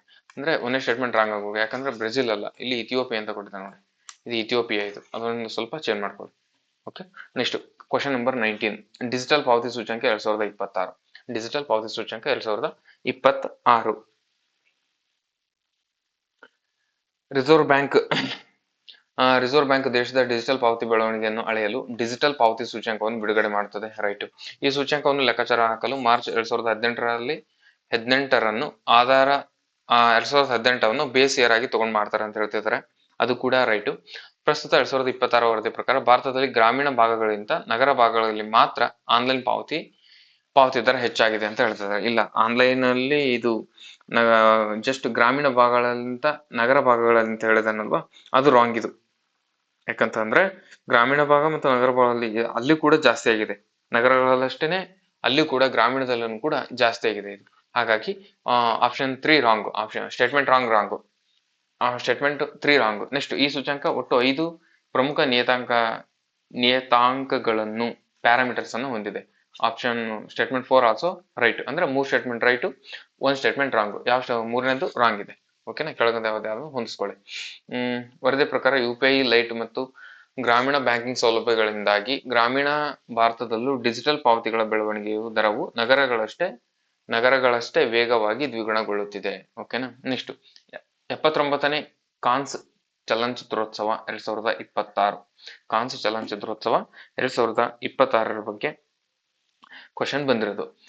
ಫ್ರಾನ್ಸ್ ನಲ್ಲಿ ನಡೆದ 2026 ಕಾನ್ಸ್ ಚಲನಚಿತ್ರೋತ್ಸವ ಎಲ್ಲಿ ನಡೀತು ಅಂತ ಕೇಳ್ತಾನೆ. Just France. ಭಾರತೀಯ ಚಿತ್ರವೊಂದು ಅತ್ಯುನ್ನತ ಪ್ರಶಸ್ತಿಯಾದ ಪಾಮ್ ಡಿ ಓರ್ ಅನ್ನು ಗೆದ್ದು ಇತಿಹಾಸವನ್ನು ಸೃಷ್ಟಿಸಿದೆ. ಪ್ರತಿಷ್ಠಿತ ಚಲನಚಿತ್ರೋತ್ಸವ ಪ್ರತಿ ವರ್ಷ ಫ್ರಾನ್ಸ್ ದೇಶದಲ್ಲಿ ನಡೀತೈತೆ ಅಂತ ಇದು ಕೂಡ ರೈಟು. ಕಾನ್ಸ್ ಉತ್ಸವದಲ್ಲಿ ಭಾರತದ ಪ್ರಖ್ಯಾತಿ ನಟಿ ಜೂರಿ ಸದಸ್ಯರಾಗಿ ಭಾಗವಹಿಸಿದ್ದರು. ಇದು ಕೂಡ ರೈಟು. ಇದು ಕೇವಲ ಏಷ್ಯಾದ ಚಿತ್ರಗಳಿಗೆ ಮಾತ್ರ ಸೀಮಿತವಾಗಿದೆ. ರಾಂಗ್. ಓಕೆನಾ, ರಾಂಗ್. ಇದು ಏಷ್ಯಾದ ಚಿತ್ರಗಳಿಗೆ ಮಾತ್ರ ಸೀಮಿತವಾಗಿದೆ ಅಂತ ಅಂದಿರೋದು ರಾಂಗ್. ಯಾಕಂದ್ರೆ ಇದು ಜಗತ್ತಿನ ಎಲ್ಲಾ ಭಾಷೆಯ ಅತ್ಯುನ್ನತ ಚಿತ್ರಗಳಿಗೆ ಜಗತ್ತಿನ ಅಂತಾರಾಷ್ಟ್ರೀಯ ಮಟ್ಟದಲ್ಲಿ ಇರುತ್ತೆ. ಇದು ಜಸ್ಟ್ ಏಷ್ಯಾದಲ್ಲಿ ಅಂತ ಅಲ್ಲ. ಹಾಗಾಗಿ ಆ ಸ್ಟೇಟ್ಮೆಂಟ್ 4 ರಾಂಗ್. Statement 4 wrong. 3 ಹೇಳಿಕೆ ಮಾತ್ರ ಸರಿ. 1 2 3 ಮಾತ್ರ ಸರಿ. ಇದಕ್ಕೆ ಇದು ಅಂತಾರಾಷ್ಟ್ರೀಯ ಮಟ್ಟದ ಜಾಗತಿಕ ಚಲನಚಿತ್ರೋತ್ಸವ ಜಗತ್ತಿನ ಎಲ್ಲಾ ಭಾಷೆಯ ಅತ್ಯುತ್ತಮ ಚಲನಚಿತ್ರಗಳಲ್ಲಿ ಇದನ್ನು ಪ್ರದರ್ಶಿಸಲು ಗೌರವಿಸಲಾಗುತ್ತದೆ. Next question number 21. Amrit mission Sarovar. Amrit mission Sarovar ಪ್ರಗತಿ ಪರಿಶೀಲನೆ, ಇದ್ರ ಬಗ್ಗೆ ರಿಲೇಟೆಡ್ ಹೇಳಿಕೆಗಳನ್ನು ನೋಡ್ಬೇಕು ಇವಾಗ. ಒಂದೇದೇನಿದೆ, ದೇಶದ ಪ್ರತಿಯೊಂದು ಜಿಲ್ಲೆಯು ಕನಿಷ್ಠ 75 ಜಲಮೂಲಗಳು ವಾಟರ್ ಬಾಡೀಸ್ ಪುನಶ್ಚೇತನಗೊಳಿಸುವುದು ಅಮೃತ್ ಮಿಷನ್ ಸರೋವರದ ಪ್ರಮುಖ ಉದ್ದೇಶ ಅಂತ ಹೇಳ್ತಾ ಇದ್ದಾರೆ. ಓಕೆ, ನೆಕ್ಸ್ಟ್ ಈ ಯೋಜನೆ ಏಪ್ರಿಲ್ 24, 2022 ಪಂಚಾಯತ್ ರಾಜ್ ದಿನದಂದು ಪ್ರಾರಂಭಿಸಲಾಯಿತು. ಇದು ಕೂಡ ರೈಟ್. ಗ್ರಾಮೀಣಾಭಿವೃದ್ಧಿ ಸಚಿವಾಲಯ ಇದರ ನೋಡಲ್ ಏಜೆನ್ಸಿ ಆಗಿದೆ. ಇದು ಕೂಡ ರೈಟ್. ನೋಡಲ್ ಏಜೆನ್ಸಿ ಆಗಿದೆ. ನೆಕ್ಸ್ಟ್ ಮೇ 2026 ಹೊತ್ತಿಗೆ ದೇಶಾದ್ಯಂತ 1 ಲಕ್ಷಕ್ಕೂ ಅಧಿಕ ಅಮೃತ್ ಸರೋವರಗಳನ್ನು ಯಶಸ್ವಿಯಾಗಿ ನಿರ್ಮಿಸಲಾಗಿದೆ. ಹಾಗಾಗಿ ಬಂದಿರೋದು ಇದು ಕ್ವಶನ್. ಓಕೆನಾ, 1 ಲಕ್ಷಕ್ಕೂ ಅಧಿಕವಾಗಿ ಮಾಡಿದಾರಂತ ಮೇ 2026ಕ್ಕೆ. ಈ 4 ಸ್ಟೇಟ್ಮೆಂಟ್ ಕೂಡ ರೈಟ್. 4 ಹೇಳಿಕೆಗಳು ಕೂಡ ರೈಟ್ ಇದಕ್ಕೆ. ನೆಕ್ಸ್ಟ್ ಇದನ್ನ ಲಾಂಚ್ ಮಾಡಿದೆ ಏಪ್ರಿಲ್ 24, 2022. ಯಾವ್ದರ ಪಾರ್ಟ್ ಆಗಿ ಅಂತಂದ್ರೆ ಆಜಾದಿ ಕಾ ಅಮೃತ್ ಮಹೋತ್ಸವದ ಪಾರ್ಟ್ ಆಗಿ ಮಾಡಿದ್ರು. ಮಿನಿಸ್ಟ್ರಿ ಆಫ್ ರೂರಲ್ ಡೆವಲಪ್ಮೆಂಟ್ ಇದ್ರದ್ದು 75 ಅಮೃತ್ ಸರೋವರನ್ನ ಮಾಡ್ಬೇಕನ್ನೋದು, 50,000 ವಾಟರ್ ಬಾಡೀಸ್ ಅನ್ನು ಮಾಡ್ಬೇಕನ್ನೋದು. ಓಕೆನಾ, ಇದಿಷ್ಟು ಇದರದ್ದು ಬ್ರೀಫ್ ಆಗಿ ಎಕ್ಸ್ಪ್ಲನೇಷನ್ ಆಗಿರುತ್ತೆ. Next question number 22. ಭಾರತದ ಅತಿ ಉದ್ದದ ಸಮುದ್ರ ಸೇತುವೆ ಮುಂಬೈ ಟ್ರಾನ್ಸ್ ಹಾರ್ಬರ್ ಲಿಂಕ್. ಮುಂಬೈ ಟ್ರಾನ್ಸ್ ಹಾರ್ಬರ್ ಲಿಂಕ್ ಇದರ ಹೇಳಿಕೆಗಳನ್ನ ನೋಡೋಣ ಇವಾಗ. ಮುಂಬೈ ಟ್ರಾನ್ಸ್ ಹಾರ್ಬರ್ ಲಿಂಕ್ ನ ಹೇಳಿಕೆಗಳು. ಮುಂಬೈ ಟ್ರಾನ್ಸ್ ಹಾರ್ಬರ್ ಲಿಂಕ್ ಅಟಲ್ ಸೇತುವೆ ಇದು ಭಾರತದ ಅತಿ ಉದ್ದವಾದ ಸಮುದ್ರ ಸೇತುವೆ. ಅಟಲ್ ಸೇತುವೆ ಇದು ಸಮುದ್ರ ಸೇತುವೆ. ರೈಟ್. ಇದರ ಒಟ್ಟು ಉದ್ದ 21.8 ಕಿಲೋಮೀಟರ್ ಆಗಿದೆ. ರೈಟ್. ಈ ಸೇತುವೆ ಮುಂಬೈನ ಸೌರಿಯಿಂದ ನವಿ ಮುಂಬೈ ಚೆರ್ಲಿವರೆಗೆ ಸಂಪರ್ಕ ಕಲ್ಪಿಸುತ್ತದೆ. ಇದು ಕೂಡ ರೈಟ್ ಆಗಿದೆ. ಇದು ಸಂಪೂರ್ಣವಾಗಿ ಉಕ್ಕಿನಿಂದ ಮಾತ್ರ ನಿರ್ಮಿತವಾಗಿದೆ ಅಂದಿರೋದು ರಾಂಗ್. ಇಲ್ಲಿ ಕಾಂಕ್ರೀಟ್ ಅನ್ನ ಬಳಸಿಲ್ಲ ಅಂತ ಹೇಳಿದ್ದಾರೆ, ಅದು ರಾಂಗ್. 3 statement right. ಸ್ಟೇಟ್ಮೆಂಟ್ 4ನೇದು ರಾಂಗ್. ಹಾಗಾಗಿ 1 2 3 ಮಾತ್ರ ರೈಟ್. ಯಾಕಂತಂದ್ರೆ ಕಾಂಕ್ರೀಟ್ ಕೂಡ ಅಲ್ಲಿ ಮಿಶ್ರಣ ಮಾಡಿರ್ತಾರೆ. ಜಸ್ಟ್ ಉಕ್ಕಿನಿಂದ ಮಾತ್ರ ಕಟ್ಟಿಲ್ಲ ಅದನ್ನ. ನೆಕ್ಸ್ಟ್ ಆರ್ಕಿಟಿಕ್ ಕೌನ್ಸಿಲ್ ಮತ್ತು ಹವಾಮಾನ ಬದಲಾವಣೆ ಬಗ್ಗೆ ನೋಡೋದಾಯ್ತು ಅಂದ್ರೆ, ಆರ್ಕಿಟಿಕ್ ಪ್ರದೇಶ ಪರಿಸರ ಸಂರಕ್ಷಣೆ ಮತ್ತು ಸುಸ್ಥಿರ ಅಭಿವೃದ್ಧಿಗಾಗಿ ಕೆಲಸ ಮಾಡುವ ಆರ್ಕಿಟಿಕ್ ಕೌನ್ಸಿಲ್ನ ಸಭೆ ಮೇ ತಿಂಗಳಲ್ಲಿ ನಡೆಯಿತು. 1ನೇ ಸ್ಟೇಟ್ಮೆಂಟ್ ರೈಟ್. ಆರ್ಕಿಟಿಕ್ ಕೌನ್ಸಿಲ್ ಭಾರತವು ಕಾಯಂ ಸದಸ್ಯ ರಾಷ್ಟ್ರವಾಗಿದೆ. ಆರ್ಕಿಟಿಕ್ ಇದರಲ್ಲಿ ಭಾರತವು ಕಾಯಂ ಸದಸ್ಯ ರಾಷ್ಟ್ರವಾಗಿದೆ ಅಂತ ಹೇಳ್ತಿದ್ರೆ. ಓಕೆನಾ, ಹಂಗಾಗಿ ರಾಂಗ್ ಇದು. ನಾವು ಕಾಯಂ ಸದಸ್ಯ ರಾಷ್ಟ್ರಗಳ ಅಲ್ಲ ಇದರಲ್ಲಿ. ಓಕೆನಾ, ಹಂಗಾಗಿ ರಾಂಗ್ ಇದು. ನಾವು ಜಸ್ಟ್ ವೀಕ್ಷಕ ಅಂದ್ರೆ ನಾವು ವೀಕ್ಷಕ ರಾಷ್ಟ್ರದ ಸ್ಥಾನದಲ್ಲಿ ಇದೀವಿ, ಬಟ್ ಕಾಯಂ ಸದಸ್ಯ ರಾಷ್ಟ್ರದಲ್ಲಿ ಇಲ್ಲ. ಹಾಗಾಗಿ ಸ್ಟೇಟ್ಮೆಂಟ್ 2 ರಾಂಗ್.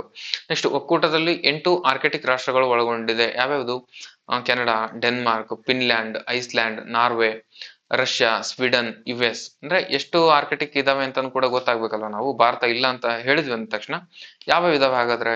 ಓಕೆನಾ, ಇದರಲ್ಲಿ ಕೆನಡಾ ಇದೆ, ಡೆನ್ಮಾರ್ಕ್ ಇದೆ, Finland, Iceland, Norway, Russia, Sweden, US ಇದೆ. ನೆಕ್ಸ್ಟ್ ಭಾರತ ಪ್ರಸ್ತುತ ಆರ್ಕಿಟಿಕ್ ಕೌನ್ಸಿಲ್ನ ವೀಕ್ಷಕ ರಾಷ್ಟ್ರ ಅಬ್ಸರ್ವ್ ಸ್ಟೇಟಸ್ ಅಲ್ಲಿ ಸ್ಥಾನಮಾನವನ್ನು ಹೊಂದಿದೆ.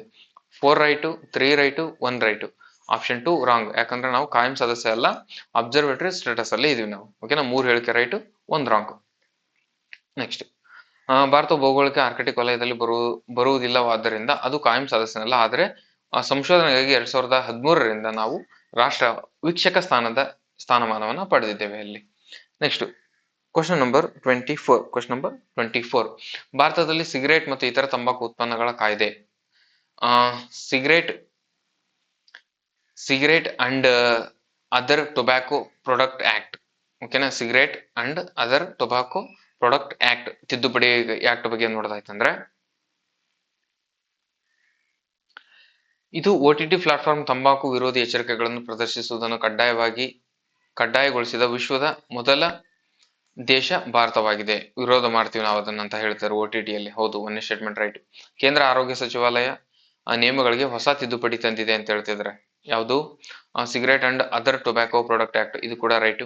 ಈ ನಿಯಮಗಳ ಪ್ರಕಾರ ಧೂಮಪಾನ ದೃಶ್ಯಗಳಿಗೆ ಪರದೆಯ ಕೆಳಭಾಗದಲ್ಲಿ ಕಡ್ಡಾಯವಾಗಿ ಶೀರ್ಷಿಕೆಗಳನ್ನು ಬಳಸಬೇಕು. ಈಗ ಒಂದ್ಯಾವ್ದಾದ್ರು ಮೂವಿ ನೋಡುವಾಗ ಅಲ್ಲಿ ಡ್ರಿಂಕ್ಸ್ ಮಾಡ್ತಿದ್ರೆ ಮದ್ಯಪಾನ ಆರೋಗ್ಯಕ್ಕೆ ಹಾನಿಕರ, ಧೂಮಪಾನ ಆರೋಗ್ಯಕ್ಕೆ ಹಾನಿಕರ ಅಂತ ಕೊಟ್ಟಿರ್ತಾರೆ ನೋಡಿ, ಸಿಗರೇಟ್ ಸೇದುವಾಗ ಮೂವಿಗಳಲ್ಲಿ, ಟಿವಿಗಳಲ್ಲಿ.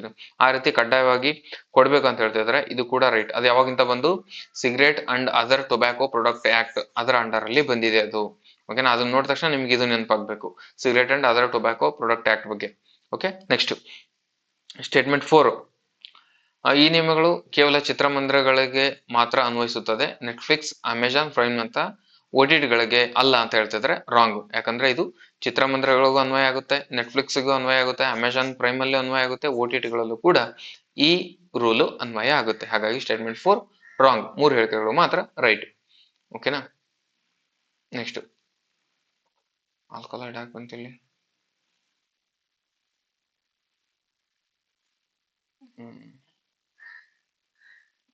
ನಿಕೋಟಿನ್ ಇರುತ್ತೆ ಸಿಗರೇಟ್ ಅಲ್ಲಿ, ನಿಕೋಟಿನ್ ಅದೇ ರೀತಿ ಇರುತ್ತೆ ಅಂತ ಏನೋ ಇನ್ಫಾರ್ಮೇಶನ್ ಹಾಕಿದ್ದಾರೆ. ವಿಡಿಯೋ ಪಾಸ್ ಮಾಡ್ಕೊಂಡು ನೋಡಿ ಆಮೇಲೆ. ಓಕೆ, ಇಲ್ಲ PPT ಕೊಡ್ತೀನಿ ಅಂತ ತಲೆ ಕೆಡಿಸ್ಕೋಬೇಡಿ. Question number 25. ಭಾರತದ ಹೊಸ ಸಂಸತ್ ಭವನ 3ನೇ ವರ್ಷದ ವಾರ್ಷಿಕೋತ್ಸವ. ಭಾರತದ ಹೊಸ ಸಂಸತ್ ಭವನದ 3ನೇ ವರ್ಷದ ವಾರ್ಷಿಕೋತ್ಸವದ ಬಗ್ಗೆ ಕ್ವಶನ್ ಬಂದಿದೆ. ಓಕೆನಾ? ಹಾಗೆ ನಿಮ್ಗೆ ಕ್ಲಾಸ್ ಹೇಗಿತ್ತು ಅಂತ ನೀವು ಕಮೆಂಟ್ ಅಲ್ಲಿ ತಿಳಿಸಿ ನನಗೆ. ನೆಕ್ಸ್ಟ್ ಕ್ಲಾಸು ಈಗ ಯಾವ್ದಾಯ್ತು? ಜೂನ್ ಆಯ್ತು, ಮೇ ಆಯ್ತು, ಏಪ್ರಿಲ್ದು ಮಾಡ್ಬೇಕು, ಮತ್ತೆ ಮಾರ್ಚ್ದು ಮಾಡ್ಬೇಕು, ಫೆಬ್ದು ಮಾಡ್ಬೇಕು, ಜಾನ್ದು ಮಾಡ್ಬೇಕು. ಇನ್ನು 4 ತಿಂಗಳದ್ದು ನಾನು ಮಾಡ್ಬೇಕಂತ ಪ್ಲಾನ್ ಇದೆ. ನೀವು ಕಮೆಂಟ್ ಅಲ್ಲಿ ತಿಳಿಸಿದ್ರೆ ಅವು 4 ದಿನ ಡೈಲಿ ಒಂದೊಂದು ಮಾಡ್ಕೊಂಡು ಕವರ್ ಮಾಡ್ಬೇಕಂತ ಇದೆ. ನಿಮ್ದು ಎಕ್ಸಾಮ್ PC ಎಕ್ಸಾಮ್ ಬರೋ ಬಿಫೋರ್ ಅಲ್ಲೇ ಮಾಡ್ಬೇಕಂತ. ನಿಮ್ದು ಯಾವ ರೀತಿ ರೆಸ್ಪಾನ್ಸ್ ಇರುತ್ತೆ ಅದ್ರ ಮೇಲೆ ಕ್ಲಾಸ್ ಅನ್ನ ನಾನು ಮಾಡೋಕೆ ಸಾಧ್ಯ ಆಗುತ್ತೆ. ಓಕೆನಾ? ಕ್ವಶನ್ ನಂಬರ್ 25 ಅಲ್ಲಿ ಏನಿದೆ, ಹಾಗೆ ಕ್ಲಾಸ್ ಹೇಗಿತ್ತು ಅಂತ ಕೂಡ ಕಮೆಂಟ್ ಅಲ್ಲಿ ತಿಳಿಸಿ. ನಾನು PDF ನ ಕ್ವಶನ್ ಇನ್ನೂ ಸ್ವಲ್ಪ ಕಡಿಮೆ ಮಾಡ್ಬೇಕು ಅಥವಾ ಡಿಫಿಕಲ್ಟ್ ಕಡಿಮೆ ಮಾಡ್ಬೇಕು, ಸ್ಟೇಟ್ಮೆಂಟ್ ವೈಸ್ ಕ್ವಶನ್ಸ್ ಬೇಡವೋ ಅಥವಾ ಡೈರೆಕ್ಟ್ ಕ್ವಶನ್ಸ್ ಹಾಕ್ಬೇಕು, ಈ ರೀತಿ ಏನಾದ್ರು ಕೂಡ ಇದ್ರೆ ನೀವು ಹೇಳಿ. ನಾನೀಗ ಏನಂದ್ರೆ ಡೈರೆಕ್ಟ್ ಕ್ವಶನ್ಸ್ ಹಾಕೊಂಡ್ಬಂದು ಆಮೇಲೆ ಬರೆದು ನಾನು ಟೈಮ್ ವೇಸ್ಟ್ ಆಗುತ್ತೆ ನಿಮ್ದು. ಓಕೆನಾ? ಈಗ ನಾನು ಡೈರೆಕ್ಟ್ ಸಿಂಗಲ್ ಲೈನ್ ಕ್ವಶನ್ ತಗೊಂಡ್ಬರ್ಬೋದು. ಸಿಂಗಲ್ ಲೈನ್ ಕ್ವಶನ್ ತಗೊಂಡ್ಬಂದು ಅದ್ರ ಬಗ್ಗೆ ಕಂಪ್ಲೀಟ್ ಆಗಿ ಎಕ್ಸ್ಪ್ಲನೇಷನ್ ನಾನು ನೆಕ್ಸ್ಟ್ ಸ್ಲೈಡ್ ಅಲ್ಲಿ ಎಲ್ಲ ಬರ್ದು ತೋರಿಸ್ಬೋದು. ಅಲ್ಲಿ ಬರಿತಾ ತೋರಿಸ್ತಾ ಹೋದ್ರೆ ನಾನು ಜಾಸ್ತಿ ಟೈಮ್ ಹೋಗುತ್ತೆ, ನಿಮ್ಗೆ ಕಂಟೆಂಟ್ ಕಡಿಮೆ ಕವರ್ ಆಗುತ್ತೆ. ಓಕೆನಾ? ಕಂಟೆಂಟ್ ಕಡಿಮೆ ಕವರ್ ಆಗುತ್ತೆ, ಜಾಸ್ತಿ ಟೈಮ್ ಕೂಡ ಹೋಗುತ್ತೆ. ಹಾಗಾಗ್ಬಾರ್ದು ಅನ್ನೋ ದೃಷ್ಟಿಯಿಂದ ನಾನು ಕ್ವಶನ್ ಅನ್ನ ಜಾಸ್ತಿ ಮಾಡ್ಕೊಂಡ್ಬಂದು ನಿಮ್ಗೆ ಇನ್ಫಾರ್ಮೇಶನ್ ಜಾಸ್ತಿ ಕಡಿಮೆ ಟೈಮಲ್ಲಿ ಕೊಡ್ಬೇಕು ಅನ್ನೋ ದೃಷ್ಟಿಯಿಂದ ದೊಡ್ಡ ಕ್ವಶನ್ಸ್ ಅನ್ನ ಇನ್ ಡೀಟೇಲ್ ಆಗಿರೋದನ್ನ PPT ಅಲ್ಲಿ ಆಲ್ರೆಡಿ ರೆಕಾರ್ಡ್ ಮಾಡ್ಕೊಂಡ್ಬಂದು ಇರೋದನ್ನು ಹೇಳ್ಕೊಂತ ಹೋಗೋದು ಈಸಿ ಆಗುತ್ತೆ. ಓಕೆನಾ? ನಿಮಗೆ ಜಾಸ್ತಿ ಟೈಮ್ ಹೋಗಲ್ಲ ಅಲ್ಲಿ. ನಾನೇ ಬರಿತಾ ಕೂತ್ಕೊಂಡ್ರೆ ಜಾಸ್ತಿ ಟೈಮ್ ಹೋಗುತ್ತೆ. ಓಕೆನಾ? ಅರ್ಥ ಆಯ್ತು ಅಂತ ಭಾವಿಸ್ತೀನಿ ನಾನು. ಈಗಿನ ಕ್ವಶನ್ ನಂಬರ್ 25 ಅಲ್ಲಿ ನೋಡೋಣ. ಹೊಸ ಸಂಸತ್ ಭವನದ 3ನೇ ವರ್ಷದ ವಾರ್ಷಿಕೋತ್ಸವ. ಪ್ರಧಾನಿ ನರೇಂದ್ರ ಮೋದಿ ಅವರು ಮೇ 28, 2023 ಉದ್ಘಾಟಿಸಿ ಸಂಸತ್ ಭವನಕ್ಕೆ ಮೇ 2026 ಮೇ 2026 3 ವರ್ಷಗಳು ತುಂಬಿವೆ. ಈ ನೂತನ ಸಂಸತ್ ಭವನ ಸೆಂಟ್ರಲ್ ವಿಸ್ತಾ ಪ್ರೀ ಡೆವಲಪ್ಮೆಂಟ್ ಯೋಜನೆ ಅಡಿಯಲ್ಲಿ ನಿರ್ಮಿಸಲಾಗಿದೆ. ರೈಟು. ಇದು ಲೋಕಸಭಾ ಚೇಂಬರ್ ಅನ್ನು ಭಾರತ ರಾಷ್ಟ್ರೀಯ ಪಕ್ಷಿಯಾದ ನವಿಲು ಥೀಮ್ ಮೇಲೆ ವಿನ್ಯಾಸಗೊಳಿಸಲಾಗಿದೆ. 3 ಸ್ಟೇಟ್ಮೆಂಟ್ ರೈಟು. ರಾಜ್ಯಸಭಾ ಚೇಂಬರ್ ಅನ್ನು ರಾಷ್ಟ್ರೀಯ ಹೂವು ಕಮಲ ಥೀಮ್ ಮೇಲೆ ವಿನ್ಯಾಸಗೊಳಿಸಲಾಗಿದೆ. ಇದು ಕೂಡ ರೈಟು. 4 ಸ್ಟೇಟ್ಮೆಂಟ್ ಇದಕ್ಕೆ ರೈಟ್ ಆಗಿದೆ, ಸರಿಯಾಗಿದೆ. ನೆಕ್ಸ್ಟ್ ಒಂದ್ ನಿಮಿಷ ಇರ್ರಿ. ವೇಟ್.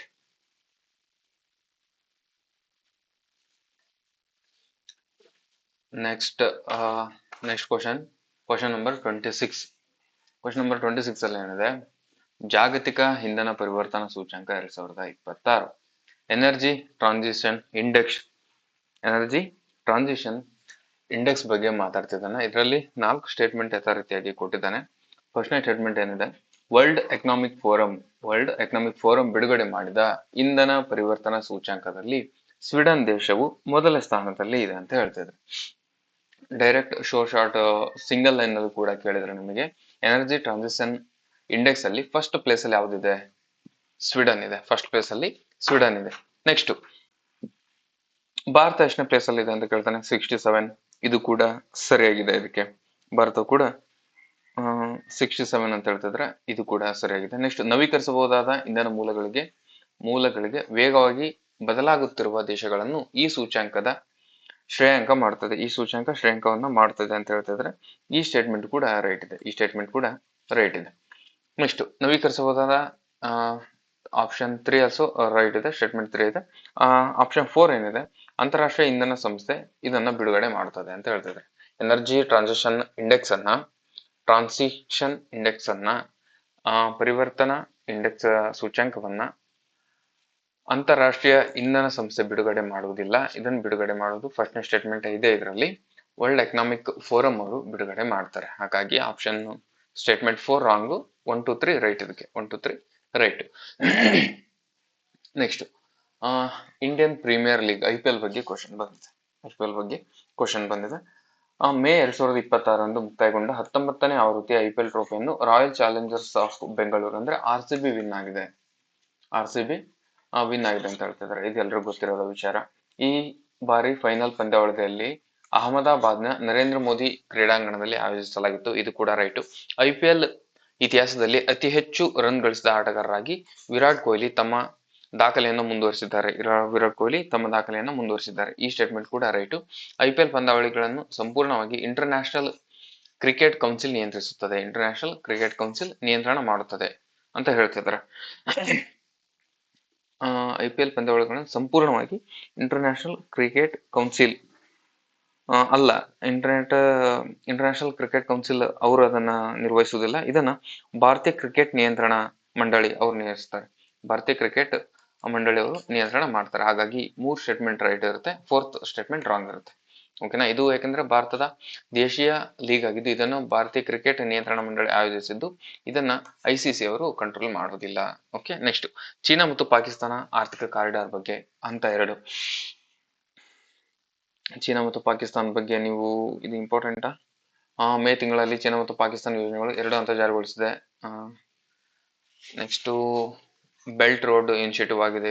ಇದು ಪಾಕಿಸ್ತಾನ ಆಕ್ರಮಿತ ಕಾಶ್ಮೀರ ಹಾದು ಹೋಗೋದ್ರಿಂದ ಇದನ್ನು ಭಾರತ ತೀವ್ರವಾಗಿ ವಿರೋಧಿಸುತ್ತಿದೆ, ಇದು ಕೂಡ ರೈಟು. ಚೀನಾದ ಕಾಶ್ಕರ್ ಪ್ರಾಂತ್ಯದ ಪಾಕಿಸ್ತಾನದ ಗ್ವಾದಾರ ಬಂದರಿಗೆ ಸಂಪರ್ಕ ಕಲ್ಪಿಸುತ್ತದೆ, ಇದು ಕೂಡ ರೈಟು. 4 ಸ್ಟೇಟ್ಮೆಂಟ್ ಕೂಡ ಇದರಲ್ಲಿ ರೈಟ್ ಇರುತ್ತೆ. PDF ಕೊಡ್ತೀನಿ, ಗ್ಲಾನ್ಸ್ ಮಾಡ್ಕೊಳ್ಳಿ ನೀವು. ಓಕೆನಾ. ನಾಸಾದ ಆರ್ಟಿಮಿಸ್ ಚಂದ್ರಯಾನ ಮಿಷನ್, ನಿಮಗೆ ಡೈರೆಕ್ಟ್ ಕ್ವಶನ್ ಕೂಡ ಕೇಳ್ಬೋದು, ಆರ್ಟಿಮಿಸ್ ಯಾವ್ದಕ್ಕೆ ಅಂತಂದು ಚಂದ್ರಯಾನ ಮಿಷನ್ಗೆ.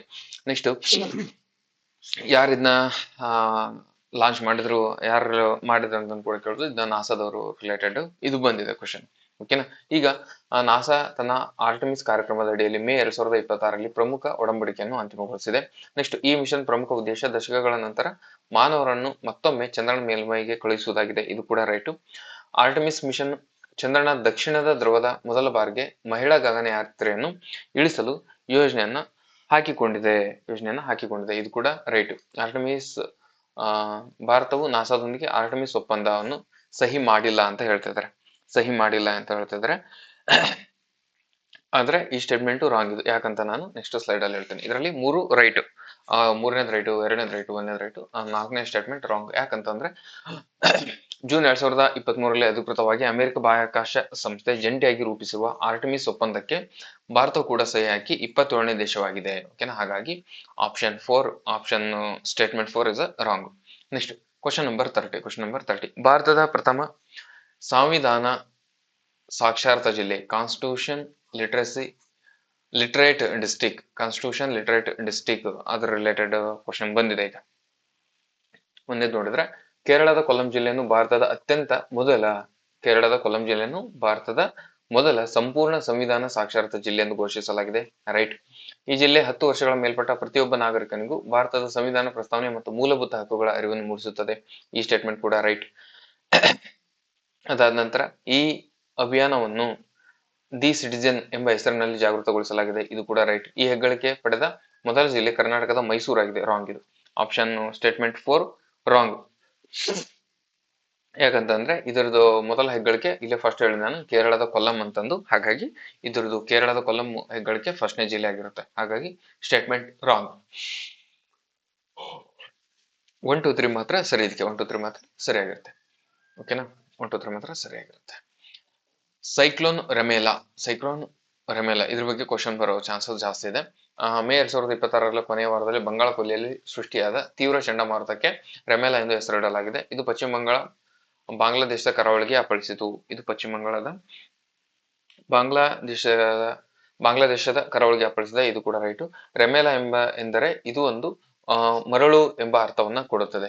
ಮರಳು ಎಂಬ ಅರ್ಥವನ್ನು ನೀಡುತ್ತದೆ. ಹಿಂದೂ ಮಹಾಸಾಗರದ ವಲಯ ಚಂಡಮಾರುತಗಳಿಗೆ ಹೆಸರಿಡುವ ಸಂಸ್ಥೆಯಲ್ಲಿ ಕೇವಲ ಭಾರತ ಮಾತ್ರ ಭಾಗವಹಿಸುತ್ತದೆ. ಇದು ರಾಂಗ್. ಭಾರತ ಮಾತ್ರ ಭಾಗವಹಿಸಲ್ಲ. ಇದರಲ್ಲಿ 13 ದೇಶಗಳು ಇರ್ತವೆ.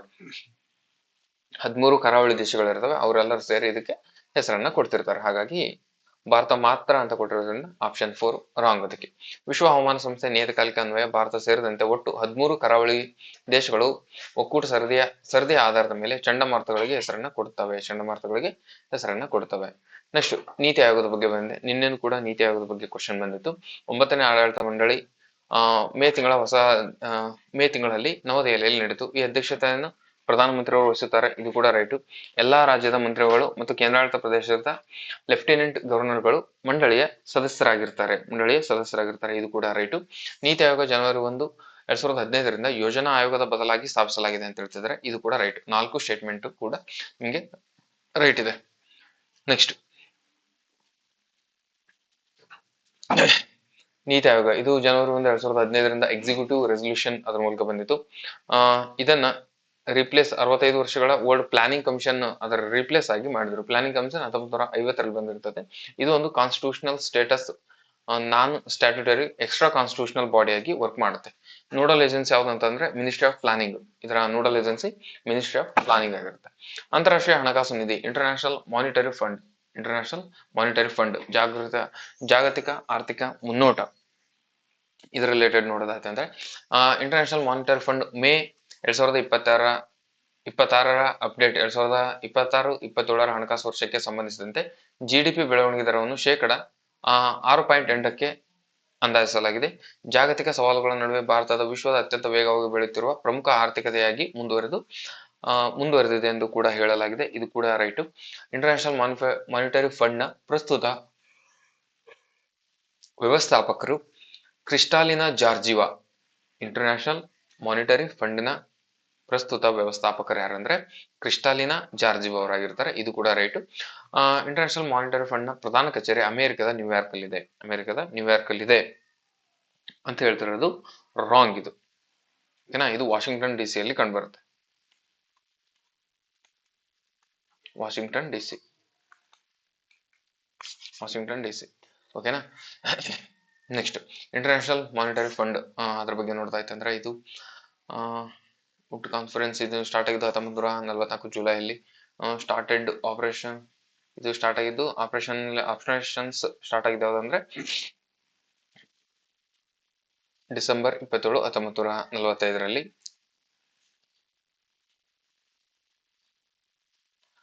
ನೆಕ್ಸ್ಟ್ ಹೆಡ್ ಕ್ವಾರ್ಟರ್ ಹೇಳಿದೆ ನಾನು USA ಅಲ್ಲಿ ವಾಷಿಂಗ್ಟನ್ DC ಅಲ್ಲಿ ಕಂಡು ಬರುತ್ತೆ. ಮೆಂಬರ್ಸ್ ಇರೋದು 190 ದೇಶಗಳಿದಾವೆ. ನೆಕ್ಸ್ಟ್ ಯುರೋಪಿಯನ್ ಸಿಟಿಜನ್ಸು ಕ್ರಿಸ್ಟಿಯಾನಾ ಜಾರ್ಜಿವಾ ಇವಾಗಿರೋದು ಅವರು ಬಲ್ಗೇರಿಯಾ ದೇಶದವರು. ನೆಕ್ಸ್ಟ್ ಇದಿಷ್ಟು ನೆನಪಲ್ಲಿ ಇಟ್ಕೊಳ್ಳಿ ಇದರ ಬಗ್ಗೆ.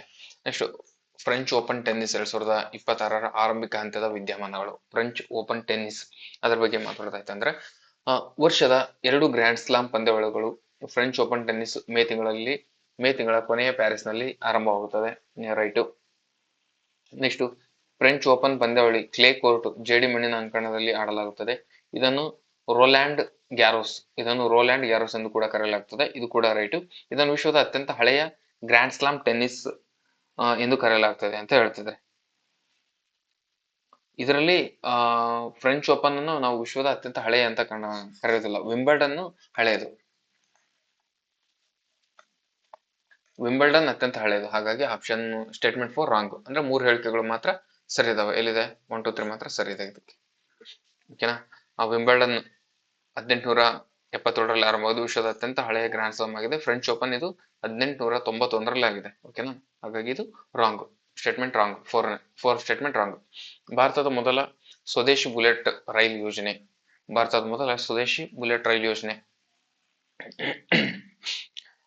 ಇದು ಮುಂಬೈ ಮತ್ತು ಅಹಮದಾಬಾದ್ ಹೈ ಸ್ಪೀಡ್ ಕಾರಿಡಾರ್ ಮೊದಲ ಬುಲೆಟ್ ರೈಲ್ ಆಗಿದೆ. ರೈಟು. ಜಪಾನ್ ದೇಶದ ತಾಂತ್ರಿಕ ಮತ್ತು ಆರ್ಥಿಕ ಸಹಾಯದೊಂದಿಗೆ ಅಭಿವೃದ್ಧಿಪಡಿಸಲಾಗಿದೆ. ರೈಟು. ಅದಾದ ನಂತರ ಇದರ ಪ್ರಕಾರ ಗುಜರಾತ್ ಭಾಗದ ಬಹುತೇಕ ವಯಾಡಕ್ಟ್ ನಿರ್ಮಾಣ ಪೂರ್ಣಗೊಂಡ ನಂತರ ಇದು ಕೂಡ ರೈಟು. ನೆಕ್ಸ್ಟ್ ಇದು ಈ ರೈಲು ಗಂಟೆಗೆ 50 ಕಿಲೋಮೀಟರ್ ಇಲ್ಲ, ಗಂಟೆಗೆ 50 ಕಿಲೋಮೀಟರ್ ಮಾಡಂಗಿರ್ತಾರೆ. ಇದನ್ನ ನಾವ್ ಯಾಕೆ ಮಾಡ್ಬೇಕು ಹೇಳ್ರಿ? 50 ಕಿಲೋಮೀಟರ್ ಅಲ್ಲ, ಇದು ರಾಂಗ್ ಸ್ಟೇಟ್ಮೆಂಟ್, ರಾಂಗ್. ಇದು ಜಾಸ್ತಿ ಇರುತ್ತೆ. ಒಂದ್ ನಿಮಿಷ, ಎಷ್ಟು? 320 ಕಿಲೋಮೀಟರ್ ಇದೆ. ಹಾಗಾಗಿ ಭಾರತದ ಸ್ವದೇಶಿ ಬುಲೆಟ್ ರೈಲು ರಿಲೇಟೆಡ್ ನೋಡಿದ್ರೆ ಮುಂಬೈ ಮತ್ತು ಅಹಮದಾಬಾದ್ ಅಲ್ಲಿದೆ. ಆಮೇಲೆ ಜಪಾನ್ ದೇಶ ಮಾಡ್ತಿದೆ, ಜಪಾನ್ ದೇಶದ ತಾಂತ್ರಿಕ ಸಹಾಯದೊಂದಿಗೆ. ಓಕೆನಾ? ಇದು ಗರಿಷ್ಠ 320 ಕಿಲೋಮೀಟರ್ ಸ್ಪೀಡ್ ಇದೆ. ನೆಕ್ಸ್ಟ್ RBI ಬಗ್ಗೆ ಬಂದಿದೆ. RBI ಹೆಚ್ಚುವರಿ ನಿಧಿ ವರ್ಗಾವಣೆ ರಿಲೇಟೆಡ್ ಕ್ವಶನ್ ಬಂದಿದೆ. RBI ರಿಲೇಟೆಡ್ ಮೇ 2026 RBI ತನ್ನ 2025-26 ಆರ್ಥಿಕ ವರ್ಷದ ಹೆಚ್ಚುವರಿಯಾಗಿ ಲಾಭಾಂಶದ ಕೇಂದ್ರ ಸರ್ಕಾರ ಬೃಹತ್ ಮೊತ್ತವನ್ನು ವರ್ಗಾಯಿಸಲು ಅನುಮೋದನೆ ನೀಡಿದೆ. ರೈಟು. RBI ಕಾಯ್ದೆ 1934 ಸೆಕ್ಷನ್ 47 ಅಡಿಯಲ್ಲಿ RBI ತನ್ನ ಲಾಭವನ್ನು ಸರ್ಕಾರಕ್ಕೆ ವರ್ಗಾಯಿಸಿತು. ಇದು ಕೂಡ ರೈಟು. RBIನ ಪ್ರಸ್ತುತ ಗವರ್ನರ್ ಆಗಿ ಶಕ್ತಿಕಾಂತ್ ದಾಸ್ ಕಾರ್ಯನಿರ್ವಹಿಸುತ್ತಿದ್ದಾರೆ.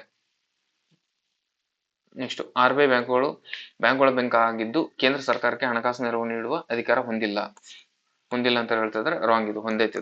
ಓಕೆನಾ? 3 ಹೇಳ್ತಾ ರೈಟ್, 4ನೇದು ಒಂದು wrong.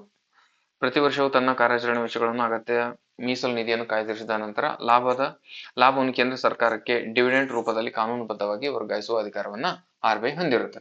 Reserve Bank of India start ಆಗಿದ್ದು April 1935. Reserve Bank of India act 1934 Hilton Young commission ಮೂಲಕ ಸ್ಟಾರ್ಟ್ ಆಗುತ್ತೆ. ನ್ಯಾಷನಲೈಸೇಷನ್ ಆಗಿದ್ದು 1949 ಜನವರಿ 1ರಂದು. ಇದರ ಹೆಡ್ ಕ್ವಾರ್ಟರ್ ಇರೋದು ಮುಂಬೈಲಿ. ಯಾವಾಗ ಮಾಡ್ತಾರೆ ಅಂದ್ರೆ 1937ರಲ್ಲಿ ಮಾಡ್ತಾರೆ. ಫಸ್ಟ್ ಕೋಲ್ಕತ್ತಾ ಇತ್ತು, ಅದು ಚೇಂಜ್ ಆಗಿದ್ದು 1937ರಲ್ಲಿ. ಸ್ಟಿಲ್ ಇವಾಗ್ಲೂ ಕೂಡ ಮುಂಬೈಯಲ್ಲೇ ಇದೆ. ಇದೊಂದು ಸ್ಟ್ಯಾಟ್ಯೂಟರಿ ಬಾಡಿ ಆಗಿದ್ದು ಇದಕ್ಕೆ RBI ಆಕ್ಟ್ ಇದೆ. 1934 ಆಕ್ಟ್ ಮೂಲಕ ಇದನ್ನ ರನ್ ಮಾಡ್ತಾರೆ. ಸಂಜಯ್ ಮಲ್ಹೋತ್ರಾ 26ನೇ ಗವರ್ನರ್ ಇರ್ತಾರೆ. ಸಂಜಯ್ ಮಲ್ಹೋತ್ರಾ 26ನೇ ಗವರ್ನರ್. ಇದರಲ್ಲಿ ಯಾವ ತಪ್ಪಾಗಿದೆ? ಶಕ್ತಿಕಾಂತ್ ದಾಸ್, ಅದು ತಪ್ಪಾಗಿದೆ ಇದಕ್ಕೆ. ಏನಂದ್ರೆ 2 ಸ್ಟೇಟ್ಮೆಂಟ್ ತಪ್ಪಾಗಿದೆ. ಇದರಲ್ಲಿ ಏನ್ ಕೊಟ್ಟಿದ್ದಾರೆ? ಅಲ್ಲಿ 1 2 3 ಅಂತ ಕೊಟ್ಟಿದ್ದಾರಲ್ವಾ, ಹಂಗಾಗಿ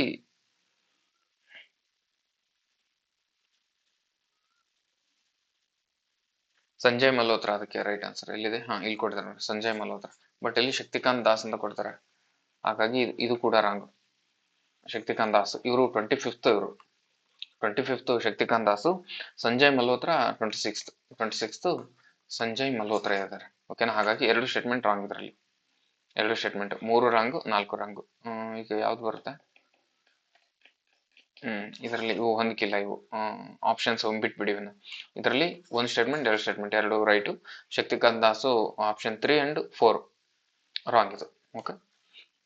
ನೆಕ್ಸ್ಟ್ ಲುಪೆಕ್ಸ್ ಮಿಷನ್ ಭಾರತ ಮತ್ತು ಜಪಾನ್ ಜಂಟಿಯಾಗಿ ಚಂದ್ರಯಾನ ಹೇಳಿಕೆ ಬಗ್ಗೆ, ಚಂದ್ರಯಾನ ಸ್ಟೇಟ್ಮೆಂಟ್ ಬಗ್ಗೆ ನೋಡಿರ್ಬೇಕು. ಓಕೆನಾ? ಲುಪೆಕ್ಸ್ ಕ್ವಶನ್ ನಂಬರ್ 37.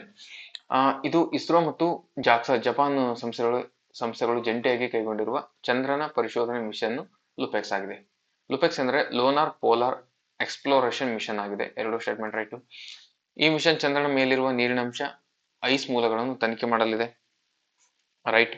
ಇಸ್ರೋ ಮಿಷನ್ಗಾಗಿ ಕೇವಲ ರಾಕೆಟ್ ಲಾಂಚರ್ ಮಾತ್ರ ಬಳಸಲಾಗಿದೆ. ಲ್ಯಾಂಡರ್ ಅನ್ನು ಜಪಾನ್ ಸಿದ್ಧಪಡಿಸಲಾಗಿದೆ. ಇದು ರಾಂಗ್. ಇದು ಉಲ್ಟಾ ಆಗ್ಬೇಕಿದು. ಯಾಕಂತಂದ್ರೆ ಬಾಹ್ಯಾಕಾಶ ಸಂಸ್ಥೆ ಇಸ್ರೋ ಮತ್ತು ಜಾಕ್ಸಾ ಚಂದ್ರನ ಲ್ಯಾಂಡರ್ ಅನ್ನ ಅಭಿವೃದ್ಧಿಪಡಿಸೋದು ಜಪಾನ್, ಲ್ಯಾಂಡರ್ ಅನ್ನ ಅಭಿವೃದ್ಧಿಪಡಿಸೋದು ಇಸ್ರೋ. ಜಾಕ್ಸಾ ಅವ್ರು ಏನ್ ಮಾಡ್ತಾರಂತಂದ್ರೆ ರೋವರ್ ಅನ್ನ ಅಭಿವೃದ್ಧಿಪಡಿಸ್ತಾರೆ. ಅಲ್ಲಿ ಉಲ್ಟಾ ಕೊಟ್ಟಿದ್ದಾರೆ. ಓಕೆನಾ? ಅದು ಸ್ವಲ್ಪ ಉಲ್ಟಾ ಆಗ್ಬೇಕು. ಹಾಗಾಗಿ ಸ್ಟೇಟ್ಮೆಂಟ್ ರಾಂಗ್ ಇದು. ಇಲ್ಲ ರಾಕೆಟ್ ಅಂತ ಕೊಟ್ಟಿದ್ದಾನೆ. ಓಕೆನಾ? ರಾಕೆಟ್, ಹಾಗಾಗಿ ಅದು ರಾಂಗ್ ಇದು. ಇವರು ಲ್ಯಾಂಡರ್ ಮಾಡೋದು ಯಾರು ಅಂತ ಅಂದ್ರೆ ನಾವು ಮಾಡ್ತೀವಿ, ಇಂಡಿಯಾದವರು. ಓಕೆನಾ? ರೋವರ್ ಅಂತ ಬರುತ್ತೆ. ರೋವರ್ ಮಾಡೋದು ಜಪಾನ್ ಅವರು. ಹಾಗಾಗಿ ಆಪ್ಷನ್ ಸ್ಟೇಟ್ಮೆಂಟ್ 4 ರಾಂಗ್. 1 2 3 ಮಾತ್ರ ರೈಟ್ ಇದಕ್ಕೆ. Next digital India Bhashini AI chart Bhashini platform. Next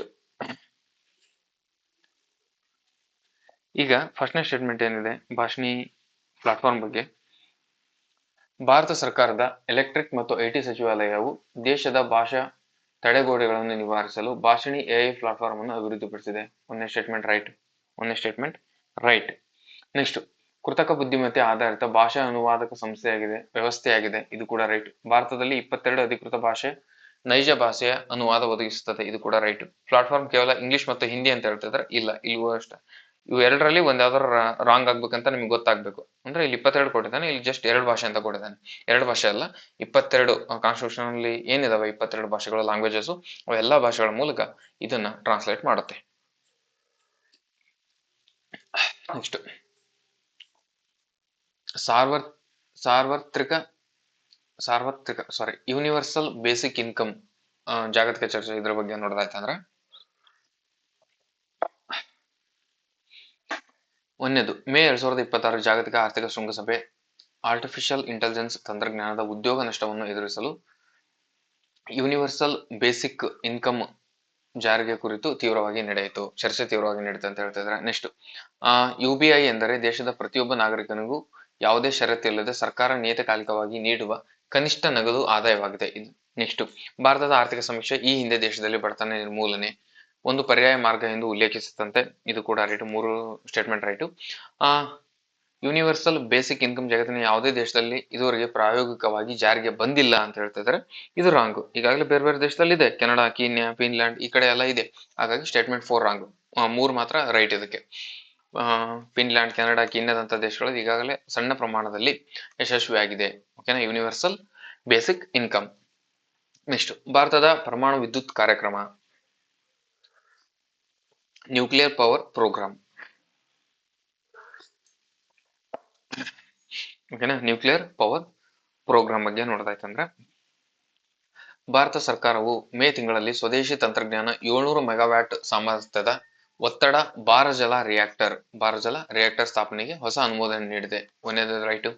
ಭಾರತದ ಪರಮಾಣು ಇಂಧನ ನಿಗಮ ಭಾರತದ ಎಲ್ಲ ವಾಣಿಜ್ಯ ಪರಮಾಣು ರಿಯಾಕ್ಟರ್ಗಳನ್ನು ನಿರ್ವಹಿಸುತ್ತದೆ. ಇದು ಕೂಡ ರೈಟು. ಭಾರತದಲ್ಲಿ ಪ್ರಸ್ತುತ ಪರಮಾಣು ಶಕ್ತಿ ಒಟ್ಟು ವಿದ್ಯುತ್ ಉತ್ಪಾದನೆಯಲ್ಲಿ ಅತಿ ದೊಡ್ಡ ಪಾಲನ್ನು ಹೊಂದಿದೆ. ರಾಂಗ್, ಅತಿ ದೊಡ್ಡ ಪಾಲನ್ನು ಹೊಂದಿಲ್ಲ ನಾವು. ಓಕೆನಾ, ಅತಿ ದೊಡ್ಡ ಪಾಲು ಹೊಂದಿದ್ ನಾವು ಥರ್ಮಲ್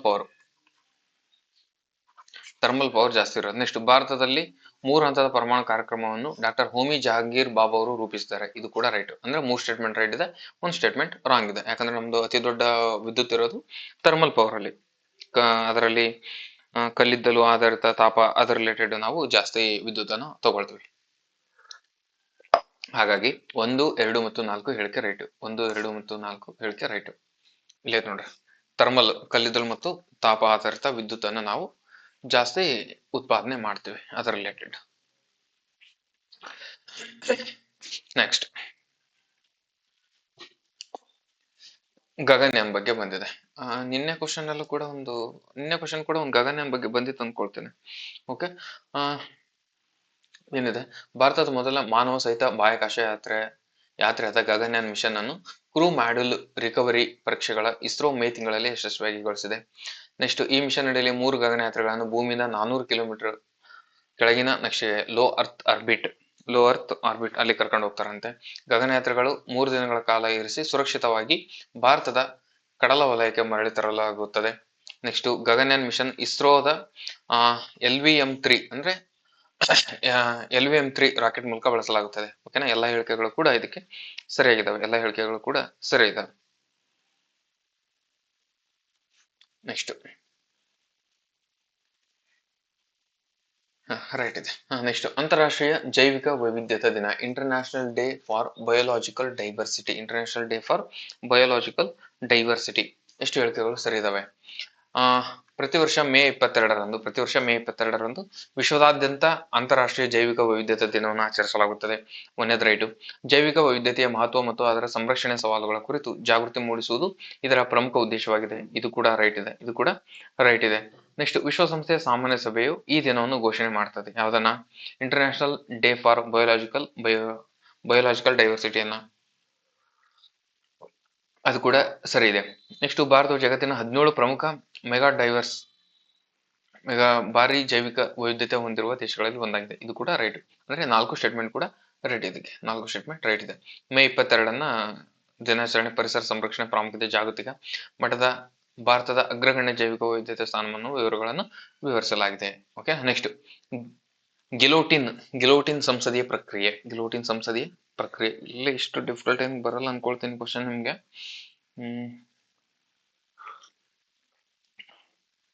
ಮೇ ತಿಂಗಳಲ್ಲಿ ಬಜೆಟ್ ಅಧಿವೇಶನ ಸಂದರ್ಭದಲ್ಲಿ ಸಂಸತ್ತಿನ ಹಲವು ಸಚಿವರು ಅನುದಾನ ಬೇಡಿಕೆಗಳನ್ನು ಚರ್ಚೆ ಇಲ್ಲದೆ ಗೆಲೋಟಿನ್ ಮಾಡಲಾಯಿತು. ಓಕೆನಾ, ಮೇ ತಿಂಗಳಲ್ಲಿ ಬಜೆಟ್ನ ಸಂದರ್ಭದಲ್ಲಿ ಸಂಸತ್ತಿನಲ್ಲಿ ಹಲವು ಸಚಿವರು ಅನುದಾನದ ಬೇಡಿಕೆಗಳನ್ನು ಚರ್ಚೆ ಇಲ್ಲದೆ ಗೆಲೋಟಿನ್ ಮಾಡಲಾಯಿತು. ಗೆಲೋಟಿನ್ ಅಂದ್ರೆ ಕಾಲಮಿತಿಯ ಕೊರತೆಯಿಂದಾಗಿ ಎಲ್ಲ ಬಾಕಿ ಇರುವ ಬೇಡಿಕೆಗಳನ್ನು ನೇರವಾಗಿ ಮತದಾನಕ್ಕೆ ಹಾಕಿ ಅಂಗೀಕರಿಸುವ ಪ್ರಕ್ರಿಯೆಯಾಗಿದೆ.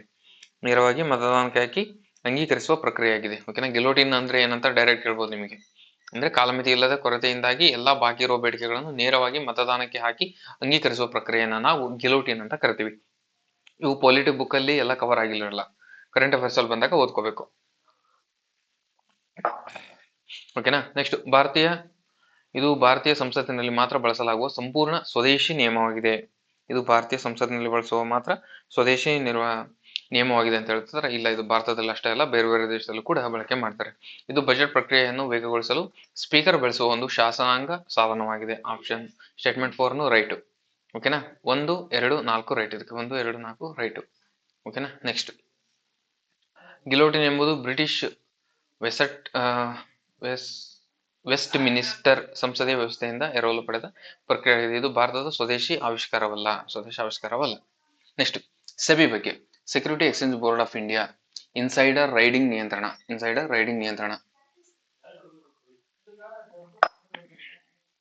ಓಕೆನಾ, ಭಾರತೀಯ ಷೇರು ಮಾರುಕಟ್ಟೆ ನಿಯಂತ್ರಕ ಸಂಸ್ಥೆಯಾದ ಸೆಬಿ ಮೇ ತಿಂಗಳಲ್ಲಿ ಇನ್ಸೈಡರ್ ಟ್ರೇಡಿಂಗ್ ತಡೆಯಲು ಹೊಸ ಕಠಿಣ ನಿಯಮಗಳನ್ನು ಜಾರಿಗೆ ತಂದಿದೆ.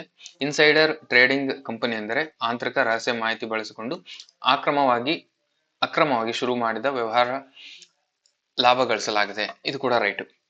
ಸೆಬಿ 1992 ಸೆಬಿ ಕಾಯ್ದೆ ಶಾಸನಬದ್ಧ ಸಂಸ್ಥೆ, ಸ್ಟ್ಯಾಟ್ಯೂಟರಿ ಬಾಡಿ ಆಗಿದೆ. ಓಕೆನಾ, ಸೆಬಿ ಸ್ಟ್ಯಾಟ್ಯೂಟರಿ ಬಾಡಿ ಆಗಿದೆ. ನೆಕ್ಸ್ಟ್ ಸೆಬಿ ಪ್ರಸ್ತುತ ಅಧ್ಯಕ್ಷರು ಹಣಕಾಸು ಕಾರ್ಯದರ್ಶಿ ಆಗಿರ್ತಾರೆ. ಸೆಬಿಯ ಪ್ರಸ್ತುತ ಅಧ್ಯಕ್ಷರು ಹಣಕಾಸು ಕಾರ್ಯದರ್ಶಿ ಆಗಿರ್ತಾರೆ.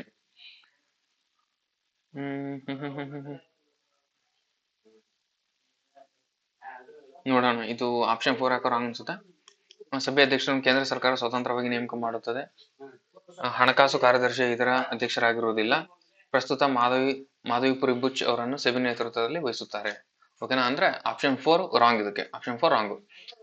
Security and exchange board of India established April 2, 1988. ಓಕೆನಾ, ಇದು ನೆಕ್ಸ್ಟ್ ಎಕ್ಸಿಕ್ಯೂಟಿವ್ ನಾನ್ ಸ್ಟ್ಯಾಟ್ಯೂಟರಿ ಬಾಡಿ ಆಗಿರುತ್ತೆ. ಇದು ಸ್ಟ್ಯಾಟ್ಯೂಟರಿ ಸ್ಟೇಟಸ್ ಸಿಕ್ಕಿದ್ದೆ ಯಾವಾಗ ಅಂದ್ರೆ 1992. ಇಲ್ಲಿ ಕೊಟ್ಟಿದ್ದಾರೆ ನೋಡಿ, 1992 ಸ್ಟ್ಯಾಟ್ಯೂಟರಿ ಬಾಡಿ ಆಗಿದ್ದು. ಬಟ್ ಅದು ಸ್ಟಾರ್ಟ್ ಆಗಿದ್ದು 88ರಲ್ಲಿ ಎಸ್ಟಾಬ್ಲಿಷ್ ಆಗಿದ್ದು.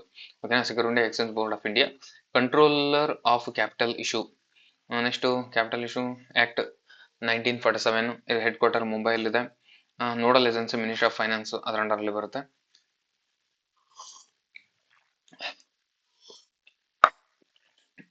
Next question number 45. ವಿಶ್ವಸಂಸ್ಥೆಯ ಭದ್ರತಾ ಮಂಡಳಿ ಸುಧಾರಣಾ ಜಾಗತಿಕ ಒತ್ತಡ ಅದ್ರ ಬಗ್ಗೆ ನೋಡ್ತಾ ಇತ್ತಂದ್ರೆ ಮೇ 2026 ಜಾಗತಿಕ ಸಮ್ಮೇಳನದಲ್ಲಿ ವಿಶ್ವಸಂಸ್ಥೆ ಭದ್ರತಾ ಮಂಡಳಿ Bharat, Japan, Germany, Brazil G4 ರಾಷ್ಟ್ರಗಳು ಕಾಯಂ ಸದಸ್ಯ ರಾಷ್ಟ್ರವಾಗಿ ಜಂಟಿ ಪ್ರಸ್ತಾಪವನ್ನು ಮಂಡಿಸಿದ್ದಾವೆ. ಪ್ರಸ್ತುತ ಯುಎನ್ಎಸ್ಸಿ ಒಟ್ಟು 5 ಕಾಯಂ ಸದಸ್ಯ ರಾಷ್ಟ್ರಗಳನ್ನು 10 ತಾತ್ಕಾಲಿಕ ಸದಸ್ಯ ರಾಷ್ಟ್ರಗಳನ್ನು ಒಳಗೊಂಡಿದೆ. ಕಾಯಂ ಸದಸ್ಯ ರಾಷ್ಟ್ರಗಳಾದ USA, UK, ಫ್ರಾನ್ಸ್, ರಷ್ಯಾ, ಚೀನಾಗೆ ಮಾತ್ರ ವಿಟೋ ಅಧಿಕಾರವನ್ನು ನೀಡಲಾಗಿದೆ. ಇದು ಕೂಡ ರೈಟು. ತಾತ್ಕಾಲಿಕ ಸದಸ್ಯ ರಾಷ್ಟ್ರಗಳನ್ನು ಪ್ರತಿ 5 ವರ್ಷಗಳ ಅವಧಿಗೆ ಆಯ್ಕೆ ಮಾಡಲಾಗ್ತದೆ. ರಾಂಗ್. ಇದು ಸ್ಟೇಟ್ಮೆಂಟ್ 4 ರಾಂಗ್. ಓಕೆನಾ, ಯಾಕಂತ ನಾನು ಇಲ್ಲಿ ಹೇಳ್ತೇನೆ. ವಿಶ್ವಸಂಸ್ಥೆ ಭದ್ರತಾ ಮಂಡಳಿ ತಾತ್ಕಾಲಿಕ ಸದಸ್ಯ ರಾಷ್ಟ್ರಗಳನ್ನು ಕೇವಲ 2 ವರ್ಷಗಳ ಅವಧಿಗೆ 5 ವರ್ಷಗಳಂತ ಕೊಟ್ಟಿದ್ದಾರೆ. ರಾಂಗ್. ವಿಶ್ವಸಂಸ್ಥೆ ಸಭೆಯ ಮೂಲಕ ಆಯ್ಕೆ ಮಾಡಲಾಗುತ್ತದೆ 2 ವರ್ಷಕ್ಕೆ ಮಾತ್ರ, 5 ವರ್ಷಕ್ಕೆ ಅಲ್ಲ. Next digital personal data protection ಕಾಯ್ದೆಯ ಅನುಷ್ಠಾನ, ಅದರ ರಿಲೇಟೆಡ್ ಮಾತಾಡೋದಾಯ್ತಂದ್ರೆ ಭಾರತ ಸರ್ಕಾರವು ಇಂಟರ್ನೆಟ್ ಕಂಪನಿಗಳಿಗೆ ನಿಯಮಗಳನ್ನು ರೂಪಿಸಲು ಡಿಜಿಟಲ್ ಡೇಟಾ ಪ್ರೊಟೆಕ್ಷನ್ ಆಕ್ಟ್ ಕಾಯ್ದೆಯಡಿಯಲ್ಲಿ ಡೇಟಾ ಪ್ರೊಟೆಕ್ಷನ್ ಬೋರ್ಡ್ ಆಫ್ ಇಂಡಿಯಾವನ್ನು ಸಂಪೂರ್ಣವಾಗಿ ಸಕ್ರಿಯಗೊಳಿಸಿದೆ. ಈ ಗ್ರಾಹಕ ವೈಯಕ್ತಿಕ ಡಿಜಿಟಲ್ ಡೇಟಾವನ್ನು ಅವರ ಅನುಮತಿ ಇಲ್ಲದೆ ದುರುಪಯೋಗಪಡಿಸಿಕೊಂಡರೆ ಭಾರಿ ದಂಡವನ್ನು ವಿಧಿಸಲಾಗುತ್ತದೆ. ಇದು ಕೂಡ ರೈಟ್. ಈ ಕಾಯ್ದೆ ಕೇವಲ ಸರ್ಕಾರಿ ಸ್ವಾಮ್ಯದ ವೆಬ್ಸೈಟ್ಗಳಿಗೆ ಮಾತ್ರ ಅನ್ವಯಿಸುತ್ತದೆ. ರಾಂಗ್. ಇದು ಖಾಸಗಿ ಆ್ಯಪ್ಗಳಿಗೆ ಅಲ್ಲ ಅಂತ ಹೇಳ್ತಿದ್ರೆ ಇದು ರಾಂಗ್. 3ನೇದು ರಾಂಗ್. ನೆಕ್ಸ್ಟ್ ನಾಗರಿಕ ರೈಟ್ ಟು ಪ್ರೈವಸಿ ರಕ್ಷಿಸುವ ಇದರ ಪ್ರಮುಖ ಉದ್ದೇಶವಾಗಿದೆ. ಇದು ಕೂಡ ರೈಟ್. ಸ್ಟೇಟ್ಮೆಂಟ್ 3 ರಾಂಗ್, ಯಾಕಂದ್ರೆ ಎಲ್ರಿಗೂ ಅನ್ವಯ ಆಗುತ್ತದೆ. ಇದು ಕಾಯ್ದೆ ಫೇಸ್ಬುಕ್, ಗೂಗಲ್, ಭಾರತ ಸರ್ಕಾರ ನಿರ್ವಹಿಸುವ ಎಲ್ಲಾ ಖಾಸಗಿ ಮತ್ತು ಸಾರ್ವಜನಿಕ ಡಿಜಿಟಲ್ ಡೇಟಾ ಸಂಸ್ಕಾರಕಗಳಿಗೆ ಅನ್ವಯಿಸಲಾಗುತ್ತದೆ. ಓಕೆನಾ, ಹಾಗಾಗಿ ಆಪ್ಷನ್ ಸ್ಟೇಟ್ಮೆಂಟ್ 3 ರಾಂಗ್ ಅದರಲ್ಲಿ. Next, central bank digital currency, ಬಹಳ ಹೆವಿ ಆಗ್ತವೆ ಅನ್ಸುತ್ತೆ ಇವೆಲ್ಲ ಕ್ವಶನ್ಸ್. ಓಕೆ, ಏನಾಗಲ್ಲ, ಹೇಳೋಕಲ್ಲ, ಒಂದ್ಸಲ ಹೇಳ್ಬಿಡ್ತೀನಿ. ಇದರಲ್ಲಿ ಏನಿದೆ, ಭಾರತ ರಿಸರ್ವ್ ಬ್ಯಾಂಕ್ ತನ್ನ ಡಿಜಿಟಲ್ ಇ ರೂಪಿ ಚಿಲ್ಲರೆ ಬಳಕೆ ದೇಶಾದ್ಯಂತ ಮತ್ತಷ್ಟು ವಿಸ್ತರಿಸಲು ಮೇ ತಿಂಗಳಲ್ಲಿ ಹೊಸ ತಾಂತ್ರಿಕ ಫೀಚರ್ಗಳನ್ನು ಪರಿಚಯಿಸಲಾಗಿದೆ ಅಂತ. ಇದು ಸೆಂಟ್ರಲ್ ಬ್ಯಾಂಕ್ ಡಿಜಿಟಲ್ ಕರೆನ್ಸಿ ಎಂಬುದು RBI ಬಿಡುಗಡೆ ಮಾಡಿದ ಸಾರ್ವಭೌಮ digital currency. 2 correct. Blockchain ತಂತ್ರಜ್ಞಾನ ಆಧಾರದ ಮೇಲೆ ಕಾರ್ಯನಿರ್ವಹಿಸುತ್ತದೆ. ಇದು ಕೂಡ ರೈಟು. ಇದು ಬಿಟ್ಕಾಯಿನ್ ನಂತಹ ಖಾಸಗಿ ಕ್ರಿಪ್ಟೋ ಕರೆನ್ಸಿಗಳಂತೆಯೇ ಯಾವುದೇ ಸರ್ಕಾರ ನಿಯಂತ್ರಣದಲ್ಲಿ ಹೊಂದಿರುವುದಿಲ್ಲ ಅಂತ ಹೇಳಿದ್ರೆ ಇದು ರಾಂಗ್. 3 ಸ್ಟೇಟ್ಮೆಂಟ್ ರೈಟು, 4ನೇದು ರಾಂಗ್. ಯಾಕೆ ರಾಂಗ್ ಅಂತಂದ್ರೆ, ಬಿಟ್ಕಾಯಿನ್ ವಿಕೇಂದ್ರೀಕೃತವಾಗಿದ್ದು ಯಾರ ನಿಯಂತ್ರಣದಲ್ಲಿ ಇರುವುದಿಲ್ಲ, ಆದರೆ ಭಾರತದ ಇ ರೂಪಿ RBI ನಿಂದ ಪೂರ್ಣವಾಗಿ ನಿಯಂತ್ರಿಸಲ್ಪಡುತ್ತದೆ, ಕಾನೂನುಬದ್ಧ ಕರೆನ್ಸಿ ಆಗಿದೆ, ಲೀಗಲ್ ಟೆಂಡರ್ ಅದು. ಓಕೆನಾ. Next, question number 48. ಭಾರತೀಯ ವಾಯುಸೇನೆ ಗಗನಶಕ್ತಿ ಸಮರಾಭ್ಯಾಸ ಅದ್ರ ರಿಲೇಟೆಡ್. ಓಕೆನಾ. ಭಾರತೀಯ ವಾಯುಸೇನೆ ತನ್ನ ಅತ್ಯಂತ ಬೃಹತ್ ಜಂಟಿ ಸಮರಾಭ್ಯಾಸ ಗಗನಶಕ್ತಿ ದೇಶದ ವಿವಿಧ ವಾಯುನೆಲೆಯಲ್ಲಿ ಯಶಸ್ವಿಯಾಗಿ ಪೂರ್ಣಗೊಳಿಸಿದೆ. ಸಮರಾಭ್ಯಾಸ ದೇಶದ ನಿರ್ಮಿತ ತೇಜಸ್ ಯುದ್ಧ ವಿಮಾನಗಳ ಪ್ರಮುಖ ಪಾತ್ರ ವಹಿಸಿದೆ. ಇದು ಕೂಡ ರೈಟು. ಇದು ಕೇವಲ ವಿದೇಶಿ ಮಿತ್ರ ರಾಷ್ಟ್ರಗಳ ವಾಯುಸೇನೆಗಳೊಂದಿಗೆ ನಡೆಸಲಾದ ದ್ವಿಪಕ್ಷೀಯ ಯುದ್ಧಾಭ್ಯಾಸವಾಗಿದೆ. ಯಾಕಾರ ಅನ್ಸ್ತೈತಿ ಇದು, ನೋಡೋಣ. ಕೇವಲ ವಿದೇಶಿ ಮಿತ್ರ, ಇದು ನೋಡೋಣ, ಇದು ಯಾಕೆ ರಾಂಗ್ ಅನ್ಸುತ್ತೆ. ವಾಯುಸೇನೆ ನೈಜ ಯುದ್ಧ ಸಿದ್ಧತೆ ಮತ್ತು ಕಾರ್ಯಾಚರಣೆ ಸಾಮರ್ಥ್ಯ ಪರೀಕ್ಷಿಸುವ ಇದರ ಮುಖ್ಯ ಉದ್ದೇಶವಾಗಿದೆ. ಇದು ಕೂಡ ರೈಟು. ಸ್ಟೇಟ್ಮೆಂಟ್ 3 ರಾಂಗ್ ಅನ್ಸುತ್ತೆ, ನೋಡೋಣ. Statement 3 wrong. ಗಗನಶಕ್ತಿ ಎಂಬುದು ಭಾರತೀಯ ವಾಯುಸೇನೆ ಸ್ವತಂತ್ರವಾಗಿ ತನ್ನದೇ ಆದ ನೆಟ್ವರ್ಕ್ ಮತ್ತು ಸಂಪನ್ಮೂಲಗಳು ಬಳಸಿ ದೇಶೀಯವಾಗಿ ನಡೆಸುವ ಬೃಹತ್ ತಾಲೀಮಾಗಿದ್ದು, ಅದರಲ್ಲಿ ಯಾವುದೇ ವಿದೇಶಿ ಪಡೆಗಳು ಭಾಗವಹಿಸುವುದಿಲ್ಲ. ಇಲ್ಲೇನ್ ಕೊಟ್ಟಿದ್ದಾನೆ, ವಿದೇಶಿ ಪಡೆಗಳಿಗೆ ಅಂತ ಕೊಟ್ಟಿದ್ದಾನೆ. ವಿದೇಶಿ ಪಡೆಗಳು ಇದರಲ್ಲಿ ಭಾಗವಹಿಸುವುದಿಲ್ಲ. ಹಾಗಾಗಿ ಸ್ಟೇಟ್ಮೆಂಟ್ 3 ರಾಂಗ್. ಇದರಲ್ಲಿ 1 to 4 ಮಾತ್ರ ರೈಟ್. ನೆಕ್ಸ್ಟ್, ಕಾವೇರಿ ನೀರು ನಿರ್ವಹಣಾ ಪ್ರಾಧಿಕಾರದ ಬಗ್ಗೆ ಮೇ ತಿಂಗಳ ಸಭೆ ನಡೆದೈತೆ. ಇವೆಲ್ಲ ಕ್ವಶನ್ಸ್ ಕಾವೇರಿ ನೀರು ಅದರ ರಿಲೇಟೆಡ್ ಬಂದಾಗ ಈ ಸ್ಟೇಟ್ಮೆಂಟ್ ಅಲ್ಲಿ ಯಾವ್ದಾದ್ರು ಒಂದು ಹಾಕ್ಬೋದು. ಯಾಕಂದ್ರೆ ರೆಗ್ಯುಲರ್ ಟಾಪಿಕ್ ಇದು. ಕಾವೇರಿ ನೀರು ನಿರ್ವಹಣಾ ಪ್ರಾಧಿಕಾರ ಪ್ರಮುಖ ಸಭೆ ದೆಹಲಿಯಲ್ಲಿ ಜರುಗಿದೆ. ಕಾವೇರಿ ನದಿ ಹಂಚಿಕೆ ಕರ್ನಾಟಕ, ತಮಿಳುನಾಡು, ಕೇರಳ, ಪುದುಚೇರಿ, ಇಲ್ಲಿ ಬರುತ್ತೆ ಕ್ವಶನ್. ಎಷ್ಟು ರಾಜ್ಯಗಳ ಮಿಡ್ಲಾಗುತ್ತೆ ಅಂತಂದು. ಆಮೇಲೆ ವಿಧಿ ಕೇಳ್ತಾನೆ. 262 ವಿಧಿ ಅಂತಾರಾಜ್ಯ ನದಿ ವಿವಾದಗಳ ಪರಿಹಾರಕ್ಕೆ. ಓಕೆ. ನೆಕ್ಸ್ಟ್, 4ನೇದು ಏನಿದೆ, CWMA ಕೇವಲ ಕರ್ನಾಟಕ ಸರ್ಕಾರದ ಸಂಪೂರ್ಣ ನಿಯಂತ್ರಣಕ್ಕೆ ಒಳಗೊಂಡಿದೆ. ಅಂದ್ರೆ ಕಾವೇರಿ ನಿಯಂತ್ರಣ ಪ್ರಾಧಿಕಾರ ಕೇವಲ ಕರ್ನಾಟಕದ ಅದಕ್ಕೆ ಮಾತ್ರ ಒಳಗೊಂಡಿದೆ ಅಂತ ಹೇಳ್ತಿದ್ರೆ ಇಲ್ಲ, ಇದು ಕರ್ನಾಟಕ, ತಮಿಳುನಾಡು, ಕೇರಳ, ಪುದುಚೇರಿ 4 ರಾಜ್ಯಗಳಿಗೂ ಒಳಗೊಂಡಿದೆ. ಓಕೆನಾ. ನೆಕ್ಸ್ಟ್,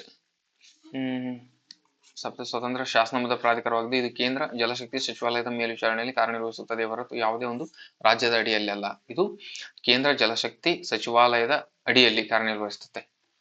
ನೆಕ್ಸ್ಟ್ ಲಾಸ್ಟ್ನೇ ಕ್ವಶನ್ 50ನೇದು. ತಂಬಾಕು ರಹಿತ ದಿನ, world no tobacco day. May 31 ಇದನ್ನ ತಂಬಾಕು ರಹಿತ ದಿನವನ್ನು ಆಚರಣೆ ಮಾಡ್ತಾರೆ. ತಂಬಾಕು ಬಳಕೆಯಿಂದ ಉಂಟಾಗುವ ಮಾರಣಾಂತಿಕ ಆರೋಗ್ಯ ಸಮಸ್ಯೆಗಳ ಜಾಗೃತಿ ಮೂಡಿಸುವುದು ಇದರ ಪ್ರಮುಖ ಉದ್ದೇಶ. ವಿಶ್ವ ಆರೋಗ್ಯ ಸಂಸ್ಥೆ ಇದನ್ನ ಅಧಿಕೃತವಾಗಿ ಪ್ರಾಯೋಜಿಸುತ್ತದೆ. ಓಕೆನಾ. ಇದು ಕೂಡ ರೈಟು. ತಂಬಾಕು ಬೆಳೆಯುವುದನ್ನು ಸಂಪೂರ್ಣವಾಗಿ ನಿಷೇಧಿಸ ವಿಶ್ವದ ಏಕೈಕ ದೇಶ ಭಾರತ. ಇಲ್ಲ, ನಾವು ತಂಬಾಕು ಬೆಳೆಯೋದನ್ನ ನಾವು ನಿಷೇಧ ಮಾಡಿಲ್ಲ. ಹಾಗಾಗಿ statement 4 wrong. 3 right, 1 to 3 right, statement 4 wrong. ಯಾಕಂತಂದ್ರೆ ಭಾರತದಲ್ಲಿ ವಿಶ್ವದ ಅತಿ ಹೆಚ್ಚು ತಂಬಾಕು ಉತ್ಪಾದಿಸುವ ಮತ್ತು ರಫ್ತು ಮಾಡುವ ಪ್ರಮುಖ ದೇಶಗಳಲ್ಲಿ ಕೂಡ ನಾವು ಮುಂದಿದ್ದೀವಿ. ಭಾರತದಲ್ಲಿ ತಂಬಾಕು ಕೃಷಿಯನ್ನು ನಿಷೇಧಿಸಲ್ಲ, ಬದಲಿಗೆ ಧೂಮಪಾನ ಸಾರ್ವತ್ರಿಕ ಬಳಕೆಯನ್ನು ನಿಯಂತ್ರಿಸ್ತಿದ್ದೀವಿ, ಕಂಟ್ರೋಲ್ ಮಾಡ್ತಿದ್ವಿ, ಬಟ್ ಕಂಪ್ಲೀಟ್ ಆಗಿ ಬ್ಯಾನ್ ಮಾಡಿಲ್ಲ. ಭೂತಾನ್ ದೇಶವು ತಂಬಾಕನ್ನು ಸಂಪೂರ್ಣವಾಗಿ ನಿಷೇಧಿಸಿದ ಇತಿಹಾಸ ಹೊಂದಿದೆ. ಭೂತಾನ್ ನಿಷೇಧ ಮಾಡಿದೆ, ನಾವು ನಿಷೇಧ ಮಾಡಿಲ್ಲ. ಓಕೆನಾ. ಐ ಹೋಪ್ ಅರ್ಥ ಆಯ್ತು ಅಂತ ನಾನು ಭಾವಿಸ್ತೀನಿ. ಇಲ್ಲಿವರೆಗೂ ಕ್ಲಾಸ್ ನೋಡಿದ್ರೆ ಎಲ್ರಿಗೂ ಥ್ಯಾಂಕ್ ಯು ವೆರಿ ಮಚ್. ಮತ್ತೆ ಬೇರೆ ಕ್ಲಾಸಲ್ಲಿ ನಾನು ನೆಕ್ಸ್ಟ್ ಇವಾಗ ಯಾವುದು ಮೇ ಆಯ್ತು, ನೆಕ್ಸ್ಟ್ ಏಪ್ರಿಲ್ ಮಾಡ್ಬೇಕಂತ ಅನ್ಕೊಂಡಿದ್ದೀನಿ. ನೀವು ಕ್ಲಾಸ್ ಹೇಗಿತ್ತು, ಆಮೇಲೆ ಕ್ವಶನ್ಸ್ ಹೇಗಿದ್ದು, ಕ್ವಶನ್ಸ್ ಇನ್ನು ಲೆಂತಿ ಮಾಡಬೇಕು ಅಥವಾ ಇನ್ನೂ ಈಸಿ ಮಾಡಬೇಕು, ಏನು ಕ್ಲಾಸ್ ಹೇಗಾಯ್ತು ಅನ್ಸೋದು ಕೂಡ ನೀವು ಕಾಮೆಂಟ್ ಅಲ್ಲಿ ತಿಳಿಸಿದ್ರೆ ನಾನು ನೆಕ್ಸ್ಟ್ ಕ್ಲಾಸ್ ಮಾಡೋಕ್ಕೆ ನನಗೆ ಮೋಟಿವೇಶನ್ ಸಿಗುತ್ತೆ ಅಂತ ಹೇಳ್ತಾ ಇವತ್ತಿನ ಕ್ಲಾಸ್ ನಲ್ಲಿ ಏನ್ ಮಾಡ್ತಿದ್ದೀನಿ. Thank you very much.